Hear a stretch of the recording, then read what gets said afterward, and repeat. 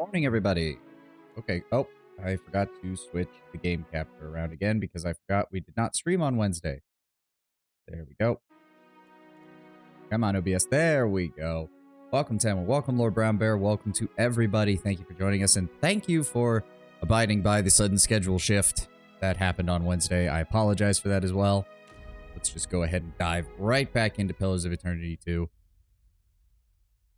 Ugh. It has been a long week. I'm very happy it is Friday. Just to remind everybody, I'll make another announcement at the end of stream. Do remember, we are not streaming on Sunday. We will be doing the long stream on Saturday. One stream, then the schedule switch. Yeah, I know. This week's been weird. You provide... Oh, who the hell are they? What are they talking about? Okay, we checked out the shops here. We checked out the longhouse here. We killed all the druids. And, right, we talked to the workshop, we talked to the fleet master. We should be good to go to investigate the druids here. Close that. You know what? Hold on. Should close out the completed stuff. We don't need to see that right now. Yep, they want us to find the underwater ruins. And, interesting. Why do they not have a thing about the druids? Or is that a second? Ah, there we go. Oh, and it recommends to bring Maya, which we have. Yes, good. Very nice. Killed all the druids in town. Ability 25 is only a week away. Looking forward to it. This time next week, we might have an Endless Space 3 and Endless Legends 2. Yep. Will be interesting to take a look at. It will be interesting to take a look at. The timing that I am more concerned with, Tenwin, is the fact that I have pretty much exactly 1 month to finish this game so that we can be ready for when Avowed comes out. Ooh, Colonial Port Town, 1200. Mostly coastal Amawa and some island Amawa. Do we need to pick up any supplies while we're here? No, we don't need that. We're good on all that. I will go ahead and buy some rice wine just to... There we go. Let's go ahead and... We do have the cash for it. Let's just go ahead and grab some of the good stuff for our crew. There we go. Don't think we need anything else. In fact, let's go ahead and just... Ooh, I want to hold on to those, though. Keep hold of those. That. That.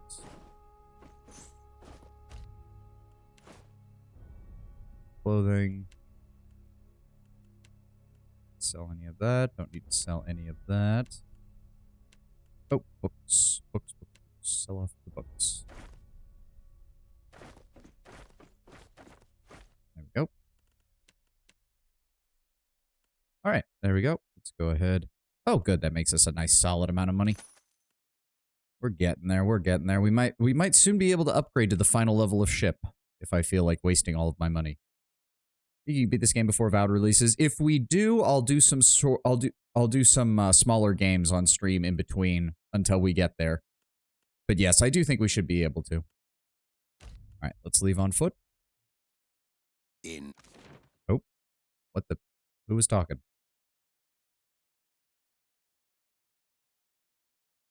Okay. Ooh. Oh no, that must be the place they want us to go. Oh. Malnage. Malnage. Didn't we hear that name before? Well, they're interesting. I didn't... Malnage. Why does that name sound familiar? And why are they just waiting for us off? Oh, wait. Malnage was the person that... Consul Hot, the ship hunter. Right. She's the other ship hunter on the track for Seraphim's dad. Right. So she's going to immediately accost us the second we leave. You come upon a flight of wide steps that descend deep into the earth. Chill air radiates from the dark doorway at the bottom of the stairs. It smells faintly of dust and cold stone. Search the location. Keep searching. Ooh, Azada shells. Nice. Scrolls of minor healing. Always nice. Sigil of atrophy. Wardstone. That does not bode well for this island. I do not need to deal with more wardstones. Ooh, cloak of protection. Thank you. Looking forward to Avowed. Just hoping my PC can handle it. I certainly hope mine will be able to. I've got a 4090, so it shouldn't be a problem.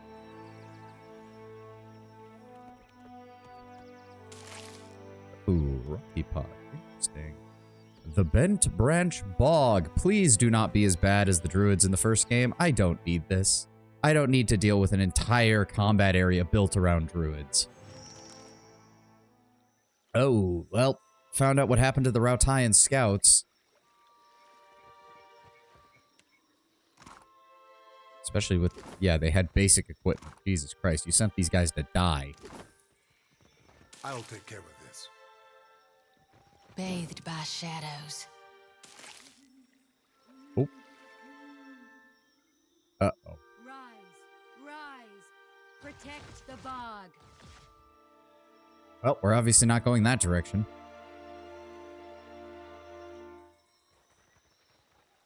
How do we want to get around? Oh. Next time, I'm a sharper. Look. 4 legs and what looks to be a troll.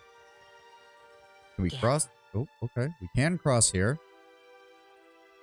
I'm going to assume that those vines are going to be a problem if we're not careful. Speak freely. Maya, you have stealth. Can Go ahead and grab me Come these here. items real fast.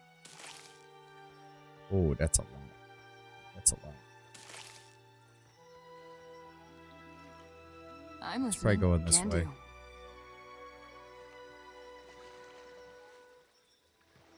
Where did they go? Where the fuck did they go? Hello? There were multiple enemies over here. What the fuck? I sense There we are. a predator Fog in the group. water. God damn it. I don't like that they keep Okay. moving off. It's like they're setting up an ambush. There's a cat. We must rescue the cat. Another Rautayan. Twix. What do you do, little buddy? You give plus 15 max health and give a party-wide effect of regaining health when killing an enemy. Not bad, not bad. I'm listening. Just say the word. Give out candy bars. Did you know you reek of that hagfish you carry? Dispose of it at once. No, you can shut up, Console Hot. Spore, 2 bog, 1 bog druid, 1 bog barbarian. Okay, okay. That's the case.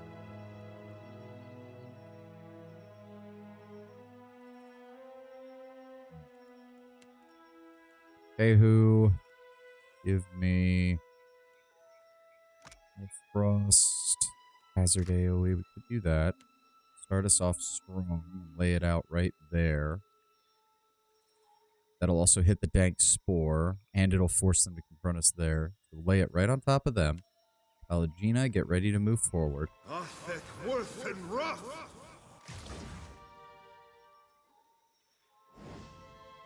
Be Good drop cautious. out of stealth. Be Maya, I constant. want you to focus the druid. I'm going to open fire on the barbarian. Why did the bird's AI turn off? No. Not maggots. Maggots is not a good starting spell. You want to do that after they've started hitting people. Go ahead and give me Hailstorm centered right on the front line. Yeah, of course, the barbarian came right for us. Switch to sword. Run in. There we go. Smack. Alright, the dank spore is already near death thanks to the cold damage. Very nice. Perfect. Why can Console Hot smell? I mean, his head is literally just his head, Lord Brown Bear. We just cut it off. And I guess as a lich, he wanted to still be able to smell, so it's his own damn fault. Oh god, we're gonna have to keep an eye out for more of those ward stones, aren't we? Oh, they don't even have good equipment. Oh no, okay, there's a little bit there. More dank spores, take care of blood this. moss. In my sights. Oh, hide. You... Oh, they can reach me from here. Oh. Okay, you're being an asshole. Fine. Go ahead and give me... Yes, he's only got a 72 save. Let's go ahead and paralyze him. Everybody run in and hit him. Say your prayers. Just like It's not working. Go ahead and give me another paralysis. There we go. Everybody get your hits in.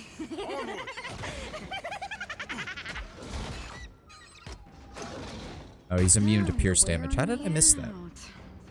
How do we not have Okay, I guess I got really used to the first game where we fought those bog lurkers, like, constantly.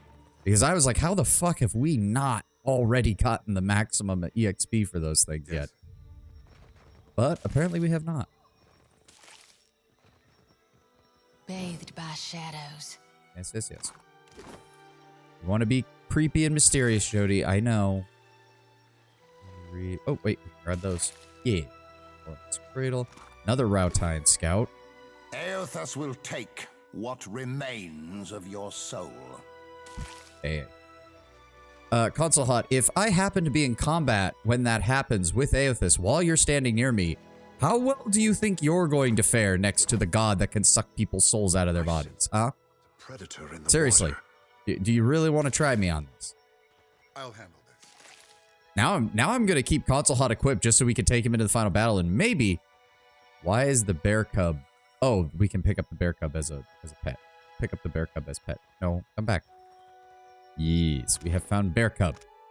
Plus 8 to fortitude saves. Nice. And party receives a bonus to melee damage. Ooh, not bad. Not bad. Alright, well, I guess we need to deal with this bitch. This new Jody does it for you. She's just creeping me out at this point. I have a very, very bad feeling for how her character arc is going to end at this rate. Consult might actually have a stronger resistance against soul-sucking due to being a phylactery. Yes, but his head is the phylactery. What happens if Eothas decides to pick it up? How well do you think it's going to hold up in the hands of a literal god? Alright. Demogon Vine Collar. Okay, okay. We did manage to get behind her. You just know these things are going to be able to, like, teleport or some stupid shit. Yours, Akira. It is no problem. Yes, yes, yes. Switch to the gun. What can I do you for?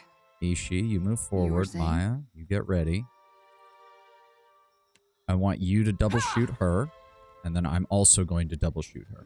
Attack! And then I'm also going to have Takehu drop... Where is it? Go ahead and drop a hailstorm right on top of him.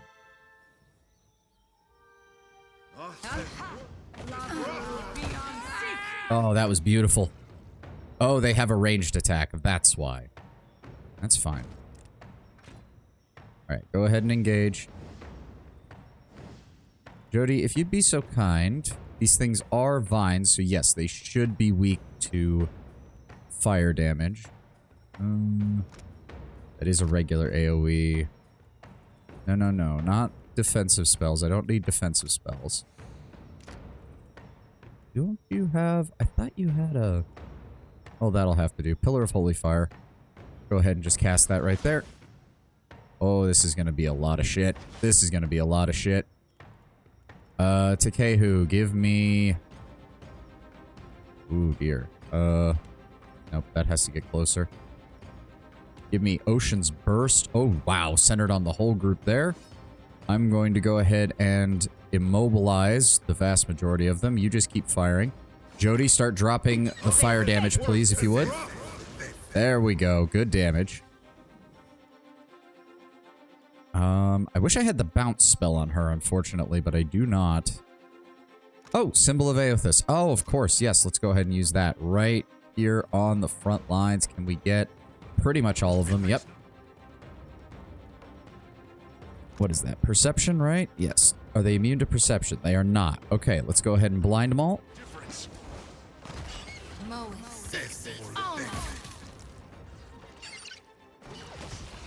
Go. Pop, pop, pop.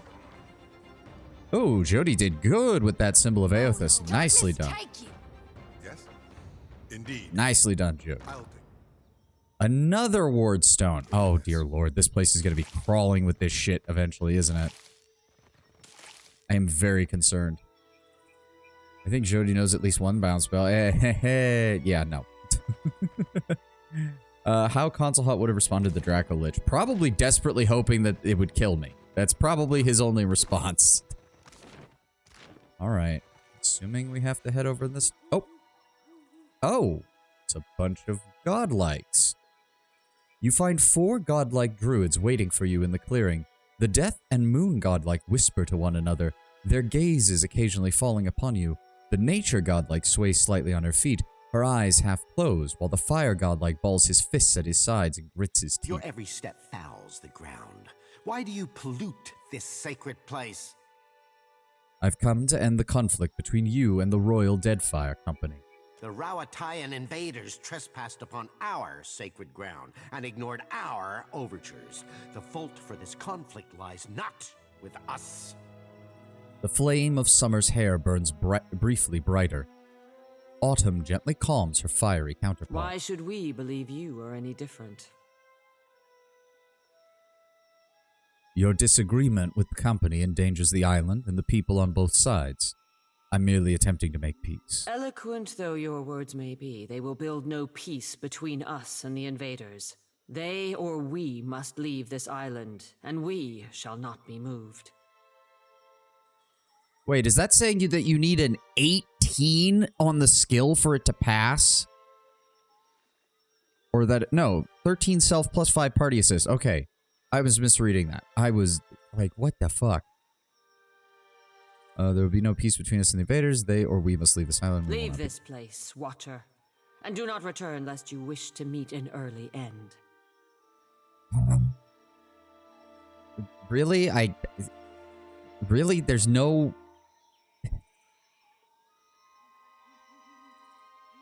Some of the checks are kind of high, but they expect you to combine with multiple companions.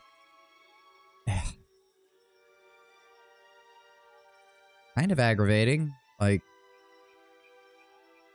13 self plus 5 party assist. How much higher do you want me to make it, game? I'm almost max level, for God's sake.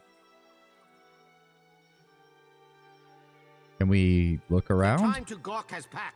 Okay, fucking hell. I tried to communicate. Okay, we need to fall back. We need to get them away from those word stones.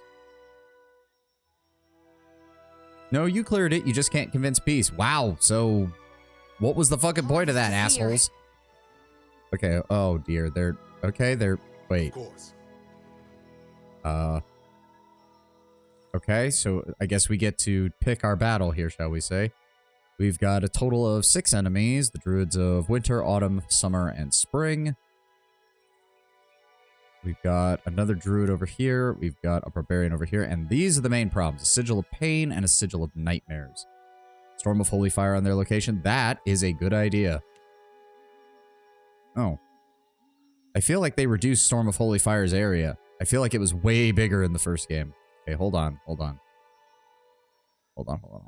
Sigil of Pain, Sigil of Nightmares, it said, right? Yes. Okay, hold on. Do we have those? Sigil of Pain. Okay, hold on. And Atrophy. Nightmares. There we go. Probably was. That shit was huge. Yeah, I swear it was a lot bigger, Brown Bear. Like, it's still pretty big. Can you stack them? Oh, that's a good question. I'm imagining... And it affects everything within radius, so it'll hit all of them. I just don't know. I'm assuming... Nightmares is probably worse, so we're going to try Pain first. Go ahead and use that. Everybody now has that, so if I then use Nightmare... Yes, you can stack them. Good. Okay, so now we can get some engagement here. All right, how do we want to do this? I say we try to engage them as close to the left side as possible. That gives us a slightly narrower front. Then I want Jody. You do not want to fight in the water. I am aware.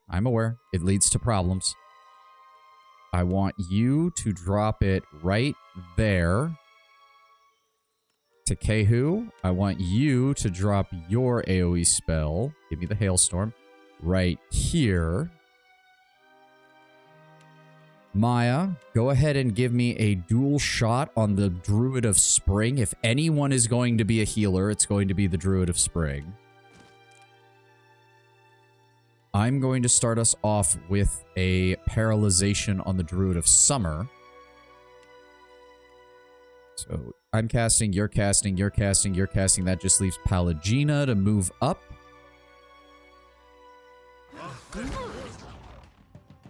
Drop out of stealth, move up. Oh, dear God. Yeah, here they come. Can we please shoot her? There we go. Okay, one of the druids is down. Switch to the sword. He's paralyzed. Go ahead and give me Puppet Master on the barbarian. Or not. Oh, wow. They are way squishier than I thought they would be. Why are you still... Fucking Ishi, just go. Okay. Alright, they're down. They're down. Oh. Wow, Storm of Holy Fire did fucking work on them.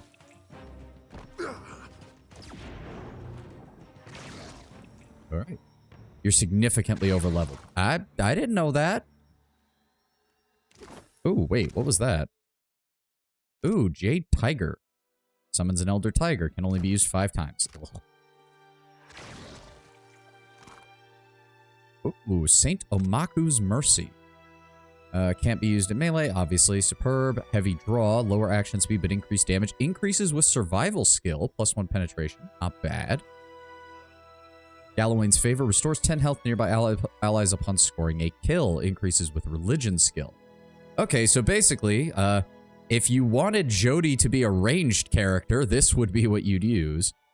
According to tradition, the man who would become Saint Omaku crafted this bow out of a wild mangrove tree on the semi-mythical island known to the people of the Deadfire as Galawain's Grove. There, if the legends are to be believed, Galawain gave Omaku charge over life and death upon the island. He was tasked to maintain the balance of predator and prey, strong and weak. The penitent Omaku thus became the warden of Galawain's creation, culling and healing in equal stride.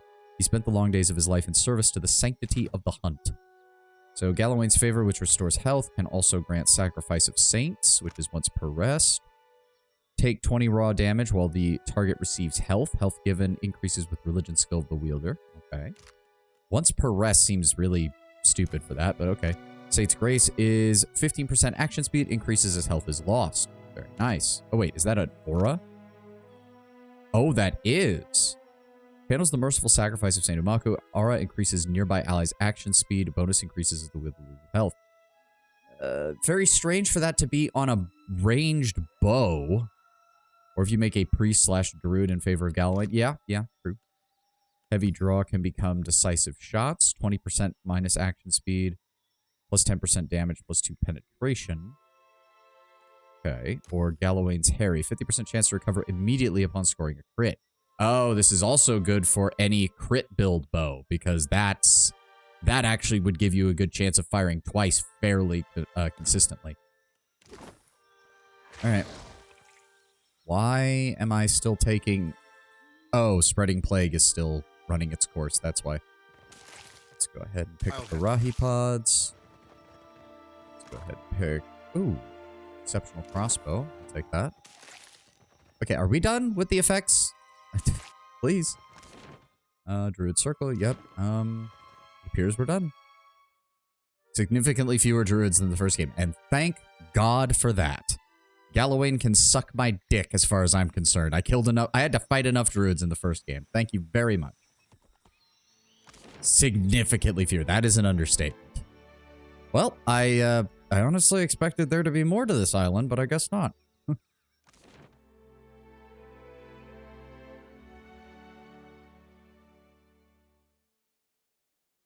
There were so many druids in the first game. Yes, there were. I hope your effort to resolve the coral situation is meeting with success. I attempted negotiations, but the druid leaders are now dead. Excellent. You are as dependable as I've been told to expect.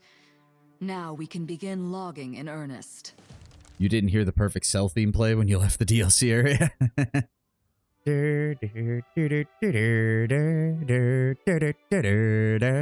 Sorry. Regarding your reward, we seized a cache of weapons from a gang of pirates we caught sniffing about Sayuka.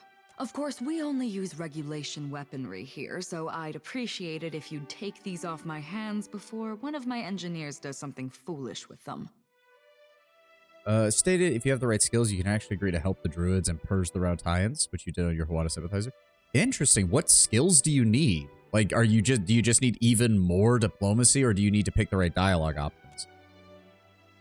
I'm assuming it's picking the right dialogue options. Survival? Oh, interesting. She foists a bundle of grenades into your arms and tosses a blunderbuss on top of the heap. Empirical explication. Ooh, I like the white, like ivory. Yep, accuracy is lower, minus 50% crit. Oh, it did just occur to me. Blunderbusses don't have the penalty to fighting in melee. Oh, so you can use them close up. Interesting. Exceptional damage is raw. Nice. Target knockback on crit. Also very nice. An odd confluence of alchemy and mechanical engineering, this blunderbuss once belonged to one Zepha Bombardi, an old Valian pirate and noble. Zepha was not known for his savagery or ruthlessness, nor was he known for being a particularly successful pirate. However, he considered himself to be a natural philosopher, rejecting the mysteries of the arcane in favor of rational, verifiable logic. He spent his years in the Deadfire aboard his personal frigate, tinkering with mechanical designs and experimenting with alchemical formulae, and writing innumerable treatises on the natural workings of the world. He looted and pillaged on occasion, but only as a means to fund his various projects.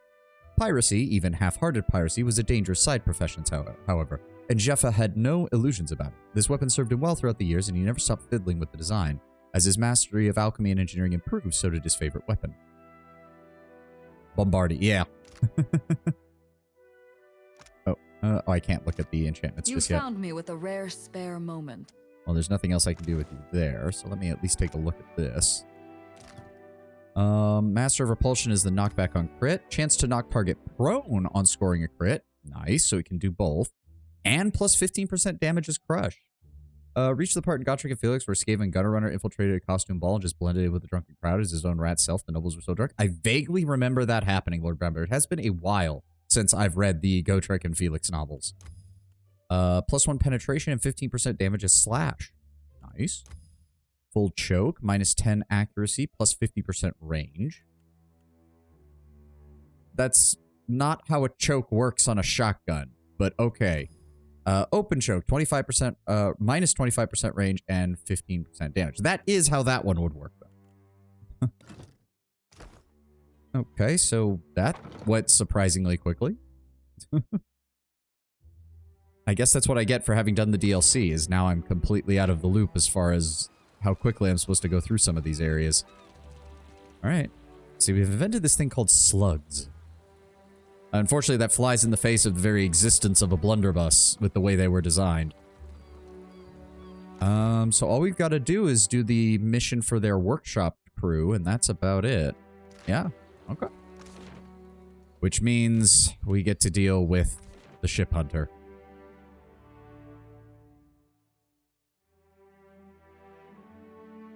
Okay, so there's Signath Moore. There's Malnage. Yep. We're going to quick save here because I've got a bad feeling about... Yep, saw that coming. Ah. You've barely cleared the Sayuka harbor when a sleek half-galley appears off your port bow. It rides high in the water and fast, but keeps its distance as it approaches the land. When the ship turns to pursue you, you recognize it bearing the colors of Malnag, the Misery's delight. Its cannons don't seem prime, and it aims to come alongside rather than set up for a broadside run. You can load with shards of Luminous Adra. Nothing stops you from doing that. I mean, yeah, true. True. As the Misery's Delight comes alongside, Malnage stands on the railing, one gray furred hand wrapped tight around a thick hemp line. She bows low, doffing her hat, and then tosses it to one of her deckhands. And we're probably going to be having the ad interrupt this scene here in a second, so we will pause when that pops up.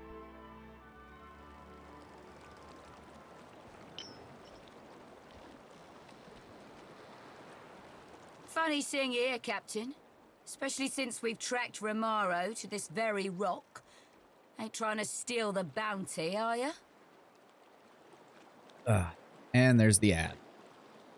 Adra's just warps out. Yeah, I've got to agree with Tenwin. It's not really... It also lacks the corruptive properties of Warpstone. It isn't inherently powerful. Well, that's not technically true, Tenwin, either. Luminous Adra is particularly potent, but even raw Adra is used by the Glenfothans and by the Dear Woodens for a variety of things. And even in its raw form, it works for most alchemical and magical containers. Or not containers, but alchemy reagents. So it does have some power in and of itself, but yes, it's more capable of acting essentially as an arcane battery than anything else. Ugh. Let's keep working on my hand exercises. 1, 2, 3, 4, 5, 6, 7, 8, 9, 10, 11, 12, 13, 14, 15, 16, 17, 18, 19, 20, 22, 23, 24, 25, 26, 27. itself, the power solidified. Audra can contain energy, but it doesn't actually have energy just because it exists. Yes, that does seem to be what I've gathered from it as well, Lord Brownbear, is that the copper is essentially acting as a wire, but for soul energy. Raw, pure copper. You're not having to alloy it with anything else or change it in any way. Warpstone itself is the power solidified, whereas Audra contains the energy, but doesn't automatically have energy just because it exists. Yes. Though again, with the way Luminous Audra is turned into a powdered form and the way that regular Audra can be used, it wouldn't surprise me if a powdered, even non-powered Audra does at least have some alchemical properties to it. It was just sparking discussion. I know, Lord Brownbear. I don't think you were that far off. It's just it's not quite as comparable. I also think Warpstone's corruptive effects are far more prevalent, especially in the Warhammer setting, Warhammer Fantasy setting, than anything with Audra here.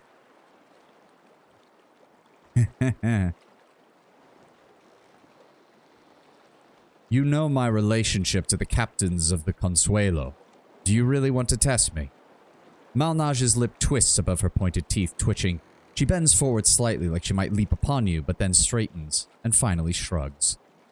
Then we have Weirdstone, and that's the thing the Empire invented for convenience's sake, I think is what you're trying to say there. Way I see it, they won't much care if I gut myself a traitor, even if it be you. No. We've seen Corrupted Audra, but as a setting, Pillars don't really seem to believe in corruption. It also wasn't really corrupt. Well, I guess technically it's Corrupted Audra, but it's more that the soul energy has nowhere to go, so it sort of stagnates. And when soul energy stagnates, that essentially forms a corruption. Yeah, it was more clogged. Stagnant soul energy is very bad for the Audra. I see they won't much care if I gut myself a traitor, even if it be ye. Fine, then what was it I said before? Kindly fuck off. With a quiet snort, she shakes her head. I'd have thought a watcher would have had better instincts than siding with a known traitor. She shakes her head in an approximation of sadness, but doesn't bother hiding her Fuck grin. it. We'll deal with you first, then go have a little chatsy with Rimaro. No quarter, lads and lasses! Weapons slide free of holsters and sheaths as Malnage's crew attacks. Alright, I mean, you're free to go right ahead and try that, buddy. Oh wow, your mental defense is your highest and it's still only a 75. I am about to feel very sorry for you. Shoot her.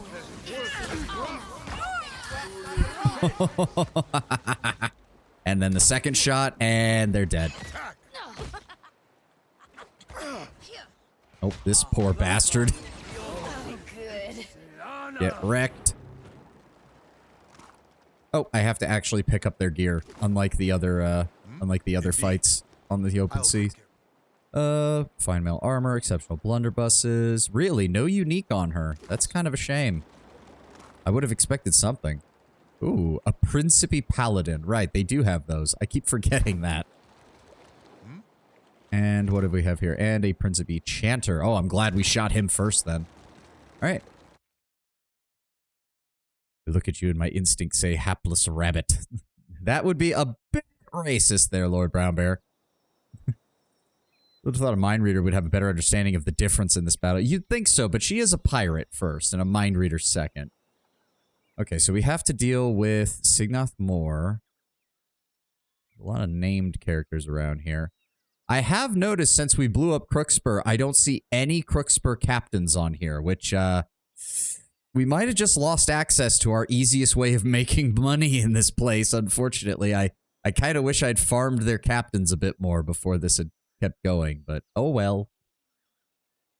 What is going on over here? Oh, the Deck of Many Things and one of the Moana. Oh, also, funnily enough, I did have an idea for how I can justify going after all the bounty targets without breaking my roleplay, and it's very simple. They're not actually, like, I mean, maybe some of them might be, but you could easily justify it, since it's not affecting reputation, that these are not actually people who are employed by those groups. They're contractors. These are free agents. These are privateers who are operating in the area under specific nations' flags. So while most people don't like that you'd kill them, they're also not really going to care because they're just kind of, well, they're private contractors. They're mercenaries, essentially. I could easily justify that way if I want to go after the rest of the bounty targets. But again, Yes, they do want me to bring Maya on this one. Okay, we'll keep bringing Maya on that. We'll keep this setup. I like this crew. I like this setup right now. You arrive at the location off the coast of Sayuko that the Coral Mason told you about. Does anyone ever set a bounty on you? I mean, maybe they do, and that's why some people just come after you, but you peer over the edge of your ship and see a faint glow in the waters far, far below. Aren't you nice and bountyable? Why don't people put a bounty on me? What? Do I smell? What's going on? He says while standing on top of a mountain of corpses from all the people who've tried to kill him. All right, put the diving suit on. You clamber into the diving suit and leap from your boat, hitting the water with a tremendous splash. You swim towards the light, breathing fresh air thanks to Ivera's invention. As you fall through the depths, the water grows dark, but the glow below you ever brighter. What? The water grows dark, but the glow below you ever brighter. Okay, my brain had to parse that for a second. Schools of gigantic fish twist and swirl around you, paying you no heed. There's some mechanics I would 100% add to this game, bounties on you being one of them. Yeah, that would be cool. Funnily enough, that would actually make a great incentive, like how I've been doing, to keep all of the major factions on a positive reputation. And that actually means that you wouldn't get bounties called on you, because anyone trying to, like, contract a bounty would basically find that you're in good relations with everybody who could send a bounty hunter. And they would actually be like, well, shit, no, we're not going to send him after him. He actually does our job for us. Soon enough, you can make out the vague shapes of a structure resting upon the seafloor. Rising from the ruins of Signath Moor is a tall spire and what appears to be a small landing platform. When you finally reach the spire, you find that the shimmering barrier surrounds the ruins. You pass your hand through the barrier and feel nothing, but there is a tingle like static electricity across your skin. Alright, here we go. You walk through the barrier and discover the interior of the ruins aren't flooded, as you might have expected, but completely dry. You remove your helmet and take a deep breath of fresh air and walk into the ruins of Signath Moor. But then I would also make it harder to have a great reputation with everyone to make it more of a balance. Yep. I'm not complaining. Don't go far. Yes? Yeah, I don't know what we're breathing either, but I have a bad feeling this place is going to get flooded with seawater the second we start fucking with anything. Oh god, the center. Oh god, no, it's. Oh no, it's fucking fish people. Slippery as an eel. I'll handle this. Water leaks through a crack in the window. That's not disconcerting at all. Hundreds of feet down. See, there's copper inlaid into the walls, so this is definitely in Gwitham. Oh dear god, there's like a whole bunch of them. Can we please... Hold on, can you all just stay right there so I can drop this on top of you, please? I want to do that. Please let me just drop it on top of you. Here we go. Alright, everybody else drop out of stealth.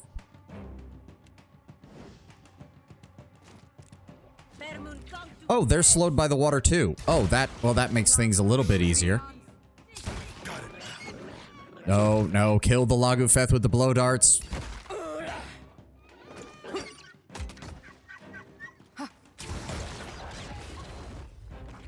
Go. Now that I've got Modwear fully leveled, I don't have to rely on her as much if I want to keep using ranged weapons, which isn't bad. The gun is still a good opener to most battles because of its twin shots. Ugh, they don't even drop anything of any value. Why is there a giant hole? This dark, murky hole leads to the ocean. No shit, game. We're in the ocean. Big shocker. Also, I can't help but notice a lot of Andhra symbolism in the ruins here. Oh boy. I don't want to have a conversation with the fish woman anymore. Be cautious. Be constant. Yes, yes. How many more fish are down here? Let's... So yeah, this is reminding me a lot of the place where we discovered the eyeless. Trapped underwater, secret temple, lots of holes in the ground with pools of water in them. I don't like the feeling of this. I know just it's done. Let's open up this door. I love making experience off that. Oh wow, so wait a second. Level 18 is the max again, right, Tenwin? So we're actually really close to the end as far as leveling up, aren't we? Do you think the Zarops used to be able to speak, but the gods made them undergo atavism for some kind of slight? 20 is the max. Oh, okay. Nice. We're actually higher. There's a higher level cap.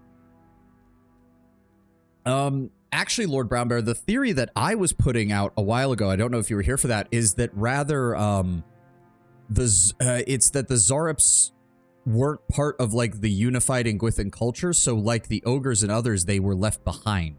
Because the gods made some comment about basically guiding evolution somewhat, and my theory was that Kith are basically those species that were susceptible to the gods meddling, whereas Wilder were not. And that is partly why the Ingwithans, in every society that they touched, emphasized the separation between Kith and Wilder, because they didn't want species that they couldn't fully control. And in the Zarops case, they worship dragons anyway, so... has ground you all to dust. They do worship dragons and not the gods? Yeah, that was part of my point, is that the Zarops already had a pantheon that the Ingwithans could not, or had not been able yet to subvert. I imagine it would have been technically possible, but it probably would have required the Ingwithans to gather together a large number of dragons and then sacrifice the dragons to create a dragon god. And quite frankly, the dragons don't seem to give a goddamn what the Ingwithans wanted. So they don't seem to give a damn what anyone wanted. So it doesn't surprise me at all. The mural hints at the creation of a creature larger than any that came before it, but it's too damaged to decipher more. Only I will remain. Yes, console hot. Ooh. You find a small machine sitting on a dais surrounded by a spinning ring. It appears to be Ingwithan in origin. No shit, game. We see that the Ingwithans had enslaved Greeks. True. It might have been something that they just never got. Maybe it could be the fact that you require so many souls in order to produce a god that it just wasn't feasible to try and create a dragon god to pull the Zarops in on the scheme, essentially. Like, it just wasn't seen as a worthwhile investment. Examine the machine. No matter how you poke and prod at the machine, its purpose eludes you. Wow, seriously? Oh, that's arcane, and I don't have anyone with arcane. Oh, fuck. Oh, I forgot. I don't have anybody with arcane in the group right now. Yeah. Shit. Oh, well. We'll take a look at that. Should we maybe consider not touching anything? Just for once? I mean, we can be careful, but... Oh, that's... interesting. This is more haphazard than we've usually seen from Ingwithan ruins. Most of the Ingwithan stone constructions around Pillars of Adra are very refined and artistic. This is much more similar to modern animancy and it being a little more slapdash and put together. I'll take care of it. The low hum reverberating from this machine makes the inside of your ears itch. That's never a good sign. Pearl. It could be maybe this was an experimental site and this was before the Ingwithans had fully refined their technology around Adra. It does kind of have a feeling like that because we haven't seen control mechanisms this, quite frankly, archaic before. The machine stretches with from deep within the pit of water at your feet to the apex of the vaulted ceiling high above you, emitting a soft, low purr and charges the air with the same expectant frisson of energy you might feel right before a lightning strike. Studying the machine. You manage to make out what little of the writing hasn't faded away. You also learn that the machine is funneling essence into the surrounding flora and fauna from a luminous Adra pillar deep beneath the ruins. Gotta wonder how long their animancy was refined before they did that thing they did. From the sound of it, their civilization had been around for at least a few centuries, if not close to a millennia. The main thing the Ingwithans seem to have... Honestly, given the way that the Ingwithans have been described, it wouldn't surprise me if the Ingwithans started more as a overarching culture than as a single nation. I could easily... And the way that their ruins seem to be essentially city-states, it wouldn't surprise me if Engwith, as an idea, wasn't an empire for most of its history. It wouldn't surprise me if it was more of a confederation of city-states or a confederation of small nations that eventually, through the refinement of their animancy and their control over Adra and soul magic, coalesced into the Ingwithan Empire, and then that led very rapidly into their plan to create the Pantheon. Okay, well, we don't want to turn that off either just yet. I really kind of wish I'd brought Aloth with me. I think he'd be very helpful in figuring out what all of this shit means. Wait. Pylon, Ingwithan machine. Well, let's keep looking. A small plaque below the mural reads, "The Winding Serpent was our first success. Born of the common barracuda, we subjected the creature to the machine's vital energies and it grew to immense proportions. It has since appeared to have developed something of a group mentality, hunting in packs. Okay, so this was an Ingwithan research lab, which again might explain the haphazard nature of the Adra construction. And we have more fish people. Or Lagufeth. How many of you are there? There's one over there. Is it just the one? It might be just the one. Maya, if you'd be so kind as to give us a... Yo. Come on. Okay, more of them are coming. That's fine. Me and Maya will open them up. Ow. I said, drop out of stealth. Engage.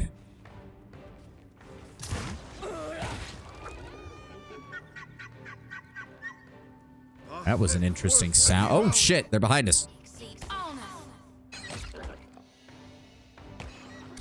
There we go. I'm here. Well, those are certainly a hell of a lot easier to deal with than the Lagufeth from the DLC in the first game. That's for damn sure. What else have we got here? Cave Coral. Thank you. Spire Sponge. Thank you. Some more ingredients. What?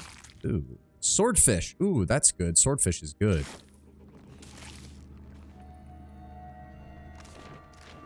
Let's keep quiet. That's a whole lot of dead Lagufeth and some destroyed animats.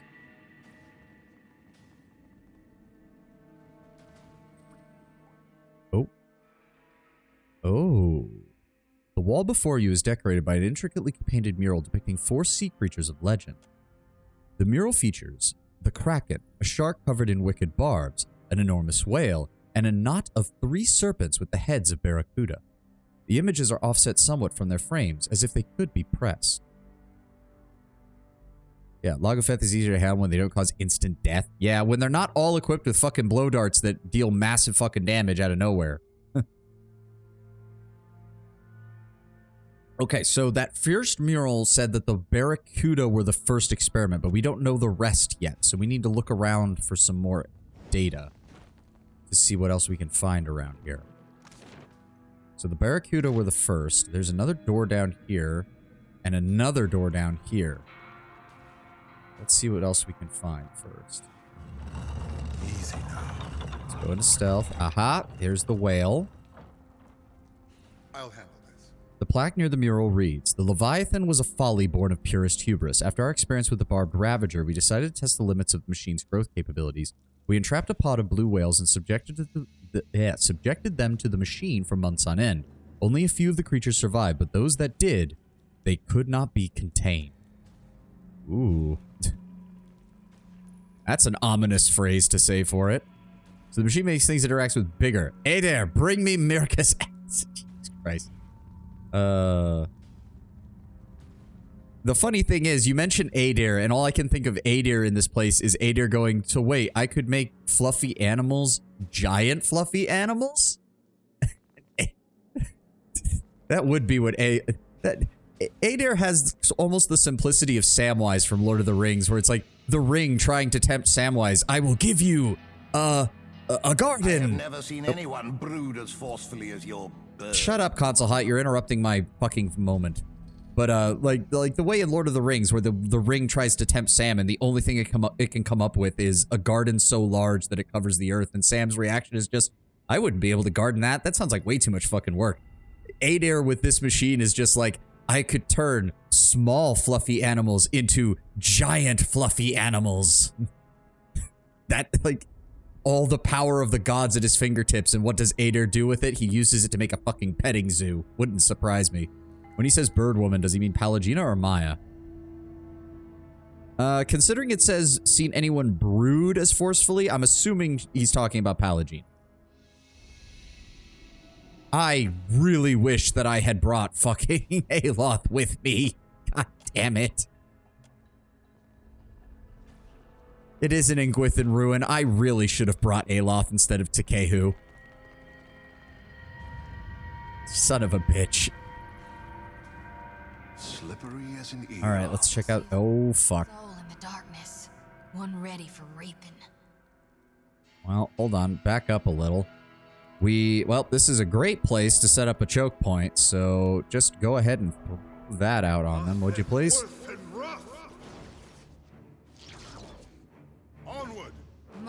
Pallegina, stay right there. Oh dear, that's a lot of them. Okay, Takehu, I'm gonna need more spells. I'm gonna need more spells, please. Ishi, get the fuck out of the way, please. There we go. I see great potential in you, Shoti. That is a lot of shit. Holy crap. Please drop it on top of their heads. There we go. They have all taken damage, so yes, follow up with those. I'm gonna go ahead and throw out a paralyzation. There we go. Immune to might afflictions and has basically no reflex save. So go ahead and throw some fire damage on him. Please cast the spell. There we go. Pallegina, go ahead and give me an inspired beacon. Blind them. Jody's just slicing and dicing. Although I don't think her item has gotten anything. Yeah, damage to spirits, unfortunately. And we haven't encountered jack shit of those. You ask too much. There we go.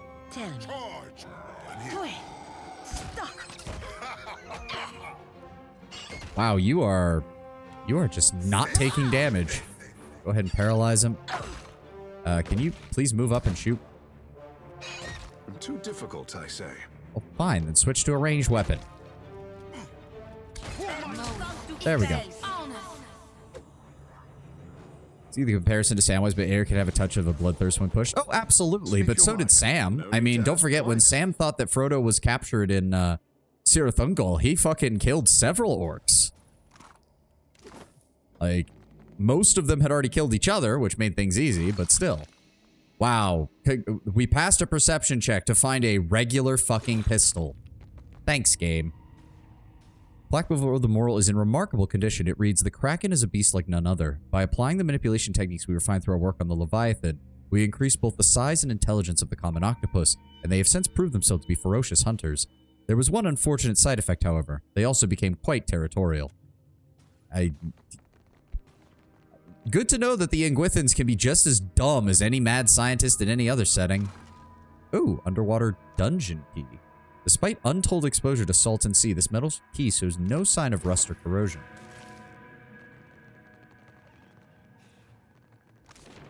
Then we need to finish. Was there any other direction? I don't think there was. Oh, no, well, there was. There was something over here, too. How did that pistol end up down here? That's a good question, too, Ten, when I didn't even think about that. I mean, I suppose someone might have swam down here with one, but that kind of beggars belief.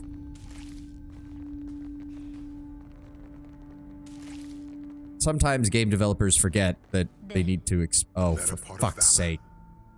I hate these things. I've done it. Oh, okay. Okay. Hello, enraged sea troll. Hello. Ooh, enraged broodmother. Okay. We need to try and land this right on them. I hate to say it, but pull everyone else back, because if the first one doesn't work, we need to cast it. Okay, that killed it. Sweet. Let me see here. Gallowayne's Rage, Tenacious and Party, 61 mental defense, 39 mental defense. Oh, we know how to deal with this. Go ahead and give me a mind control on him. Come on. There we go. Delayed your death. Oh, yeah, here they come. How long do we have control over from? Another 18 seconds. Very nice. Oh, glorious. That made things easy. Too much. Come on, come on. All right, get ready, get ready. It's going to be wearing off here in 2, 1. There we go. Go ahead and give me Wrath of the Five Suns. Go ahead and give me a paralysis. There we go. Go ahead and give me Soul Burn. There we go. Nice. Samwise killing orcs to get to Frodo is one thing. Ader had that touch of apathy soldiers get when they're in the service for too long. Thought that room was missing something when you just hang Benwick's head in your cabin room. That is true. That is true. I shall. Again, I'm not making a one-to-one comparison, Brown Bear. I just think that it's a similar idea as far as, like, something like this. Like, I will secure a body that lasts. Console Hut, your interruptions are starting to get aggravating. What did you find? Oh, great. Real Trap. quiet now. Here we go. Find pistol. Okay, so that's the second pistol we found down here. I'm convinced that the pistols fell from a floating ship that was crashed, and they just happened to fall into the temple. And then the Lagufeth picked them up and brought them inside. Did you see the art for the pilgrim ship? Oh, yes, I did, Tenmore. I'm sorry, I completely forgot to respond to that. Console Hut, I'm talking to chat. Talking to what? The pilgrim ships overall look kind of meh. I did like their capital ship design, though, with the, like, the layers kind of flowing off of it as it got bigger. That was actually a really cool idea that I did like the look of. Oh, this leads back up into here. So we cleared that. We cleared that. That just leaves this area over here. Oh, God. It's another machine that I don't know what it does. I feel very stupid that I didn't bring Aloth. I need your magical expertise. I'm dumb. The pains of semi-RNG loot. Yeah. The plaque is worn but still legible. The barbed ravager was the direct result of our success with the winding serpent. We grafted poisonous barbs onto bull sharks and subjected them to the machine's energies. The creature tripled, then quadrupled in size, assimilating the barbs into their bodies, and so a most fearsome predator was born. Out of the winding serpent. So the serpents came first, because that was this one. The winding serpent, then the barbed ravager, then the leviathan with the whales, and then the kraken, correct? Yes. Okay. They grinded barbs into what? They grafted poisonous barbs onto giant bull sharks, and then they proceeded to quadruple the size of the bull sharks. So if we want to uncover this, it's going to be... So first came the serpent. Yep, satisfying click. Then came the shark. Yep. Then came the whale. Yep. And then came the kraken. Bada bing. Venomous barbs. I would assume that, yes, that was what they were referring to. Ooh. Must you travel with every godlike in the archipelago? I am truly getting annoyed by Console Hut's interruptions. That is the Mohora Tanga. Mohora Tanga. 5 raw damage per 3 seconds for 9 seconds upon scoring a crit. Gaff. What the fuck is gaff? Foe target, 10 to 14 slashing pierce. If successful dazed, reaches out to pull a distant target to the wielder, dealing pierce and slash damage and dazing them. Ooh. A 5-meter pull. And that's a one-handed spear. Not bad. That's actually a good spear for a crit build. While the practice of whaling has largely declined throughout the Deadfire, there are those who still hunt the beasts the Hawana call Mohora, both for subsistence and profit. The spear was designed to pierce, tether, and slay large such giants of the deep. Though no longer used for sea hunts, it functions admirably as a martial weapon. So Gaff gives the ability. Heave 2 allows a primary attack knock up. Haha, very funny. Knock up for 1.5 seconds, disorientated for 8. Knocks enemies into the air before falling prone, leaving them disorientated. Recall a book on the Deadfire listed a whole bunch of sea monsters who attack sailors. Yep. And Mince 2 gets rid of Gaff and gives, it's the exact same effect, but also gives you 30% action speed for 10 seconds. So not bad. Red Flag Flying is the 5 raw damage. Harpooning gives +1 penetration and +5% melee damage. Increases with survival skill. So actually, also a good secondary weapon for a good melee secondary for a hunter as well, if you really wanted to run it that way. Nice. Of course. I don't see why this was so heavily guarded. And I guess now we need to figure out what we're doing with the machines, which is a shame because I could really use Aloth's expertise right now. Oh, ad is started. I will go ahead and do my hand exercises. Let's get that grip strength trainer. 1, 2, 3, 4, 5, 6, 7, 8, 9, 10, 11, 12, 13, 14, 15, 16, 17, 18, 19, 20, 21, 22, 23, 24, 25, 7, 8. And then the other side. Rangers have the Stalker subclass, which is melee. Yep, that could work for 2. Ooh. 1, 2, 3, 4, 5, 6, 7, 9, 10, 11, 12, 13, 14, 15, 16, 17, 18, 20, 21, 22, 23, 24, 25, 26, 27, 28. Nice. Working my way up to 50 reps on the 50 pounder, and once we do that, I'll be able to up the grip strength trainer to the 100 pounder. Ugh.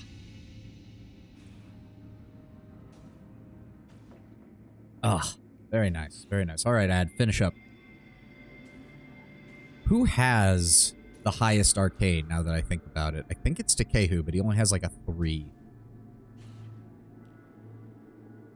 Ad is done. All right. Let me see here. Yes, he has a 3 in Arcana. She has a 4, actually. Oh, interesting. Reinforcements have arrived. Hey, thank you, Lord Brown Bear, for redoing your subscription. Thank you very much. 3rd month in a row. Awesome, man. Awesome. I think these Inguithan researchers might be a group of unchecked rogue scientists, which would explain their ramshackle experiments and unchecked experimentation. That's true. Again, it might also just be from the early period of the Inguithan Empire when they were still figuring a lot of this stuff out. Not saying that they weren't also rogue scientists, but it also might be a case where they just weren't quite as well versed in what they were doing originally. These might have been the guys who essentially wrote the playbook and also made all the problems that later Inguithans were like, and here's why we don't do X or Y or Z, because it's stupid.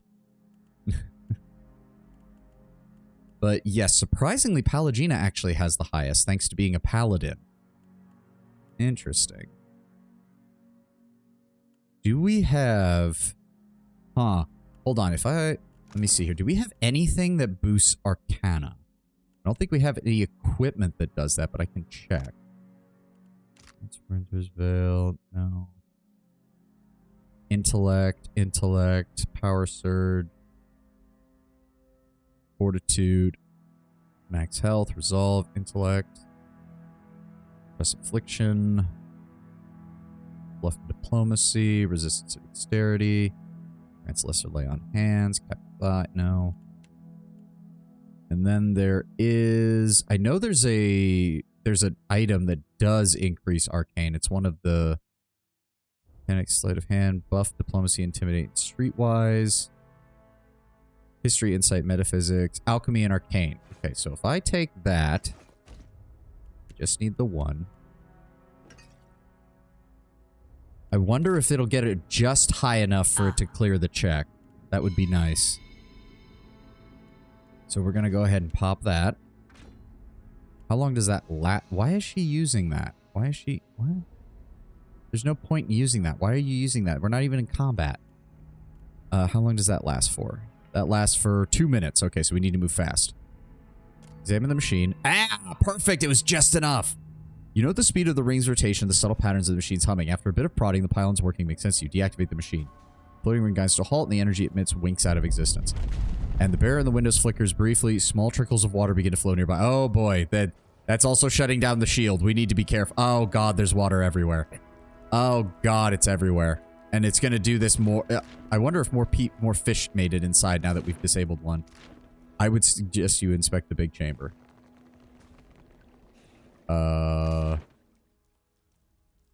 You mean the Inguithan machine over here? Or do you mean the... Also, I need to move fast because I only have 73 seconds. How do I get back over there? Through here? Yes. Oh god, Takehu can still move at full speed. God. Do we want to shut off one of the other pylons first, or do we want to... Wait, where did... Is that where we came in? Yeah, that's where we came in. I'm an idiot. I don't see any differences here. Study the machine? Wait, I'm confused. Am I supposed to do something? I'm gonna have to reapply the Arcan. How do I only have 2 more of these things? I've been picking shit up since the beginning of the game. We have 50 antidotes, for God's sake. Attempt to deactivate it? Okay. Machine has no apparent off switch. You twist the nearest knobs and dials to see how it reacts. As you do, a presence pushes at the end of your mind and soon grows forceful, overwhelming your mental barriers with ease. The skitter and rattle of dead leaves comes to you on the breeze damp with the smell of rotting wood. Watcher, still your hands. Oh, hi, Galloway. Signath Moor is under my protection. Why do you violate it? First of all, there's no sign. Secondly, you left no records. Thirdly, you leave no evidence that it was even here. Should I keep making a list, Galloway? You guys seem to really suck at this whole... I mean, you did it with the Glenfothans, because the Glenfothans as a culture exists just to be a giant do not approach sign. But you don't even bother with these ruins. I'm assuming this machine is the source of the giant coral in Sayuka's harbor. Indeed it is. The Engwithan's fine creation siphons essence from a vein of Adra deep within the earth, and the creatures of this region drink deeply of it. They grow strong, ruthless, and in so doing, worthy of my regard. Should you want to gain my regard as well, you would destroy this place to protect my machine. Then none will have the means to threaten my work here, as you have.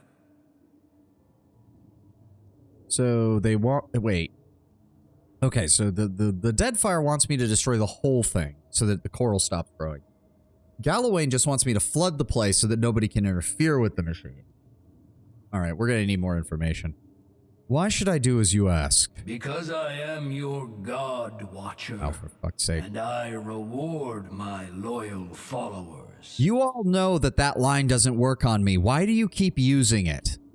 I am your God. No, no, no. You are a God. That is a very different concept than being my God. Again, also, God with a little g, not a big G. You guys aren't worthy of being called a God with a big G. None of you are. You would do well to think twice before crossing me. Does this not run counter to your philosophy of trial, Galloway? Cleverness should hunt always beside strength, Hound of Aethys. I'll consider it. Decide quickly, Watcher. My creatures grow restless. I mean, in some ways, turning it off would make the area safer. In other ways, it would also be essentially destroying the natural ecosystem that the Engwithans kind of pushed on the area for the Deadfire. This is aggravating.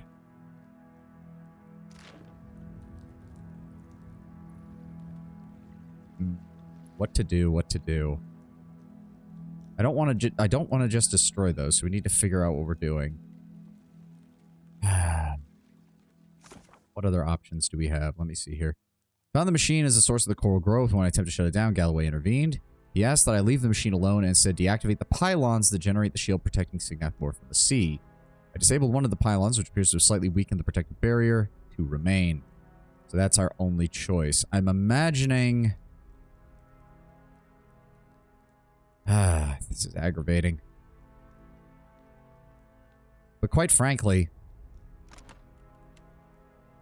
it would find... How... We got multiple moderate and high increases to our reputation with them over the last few quests. How are we still at a 1? I also love that they are the only people that we have a negative reputation with. We've got a better reputation with the Delvers Row criminals, for God's sake. Ugh.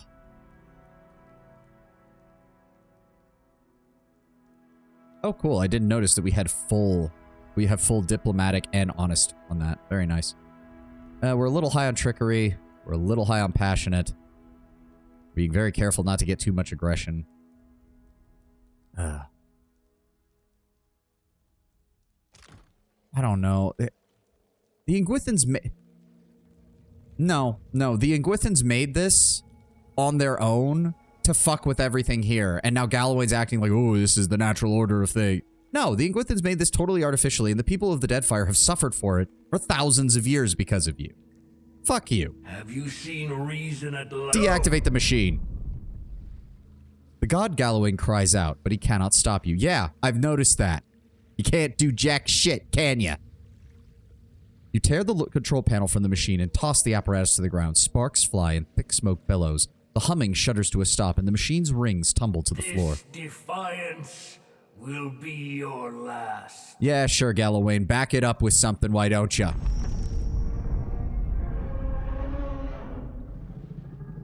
Oh, Kraken's here. Tell me, I'm also thinking we destroy the pylons as well to make sure that nobody can come down here and reactivate the damn thing. I think that's a good idea. Where's the rest of that Arcanist Bomb? We put it in our inventory? Okay. Quick save. Go ahead and pop that. Oh, we can't interact with it. Oh, that's kind of bullshit. I wanted to... Oh, fuck you, game. Come on, let's get out of the water, people. Ugh. Jesus Christ, this is horrible. Even Console Hot's moving slowly. So how the hell do we get out of here if there's a fucking crack? Oh, dear.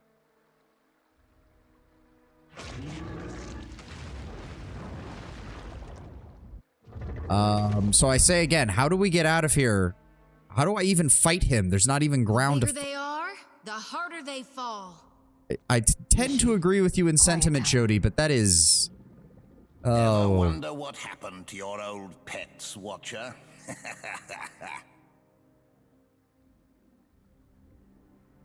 Wait a second. Oh, you son of a bit.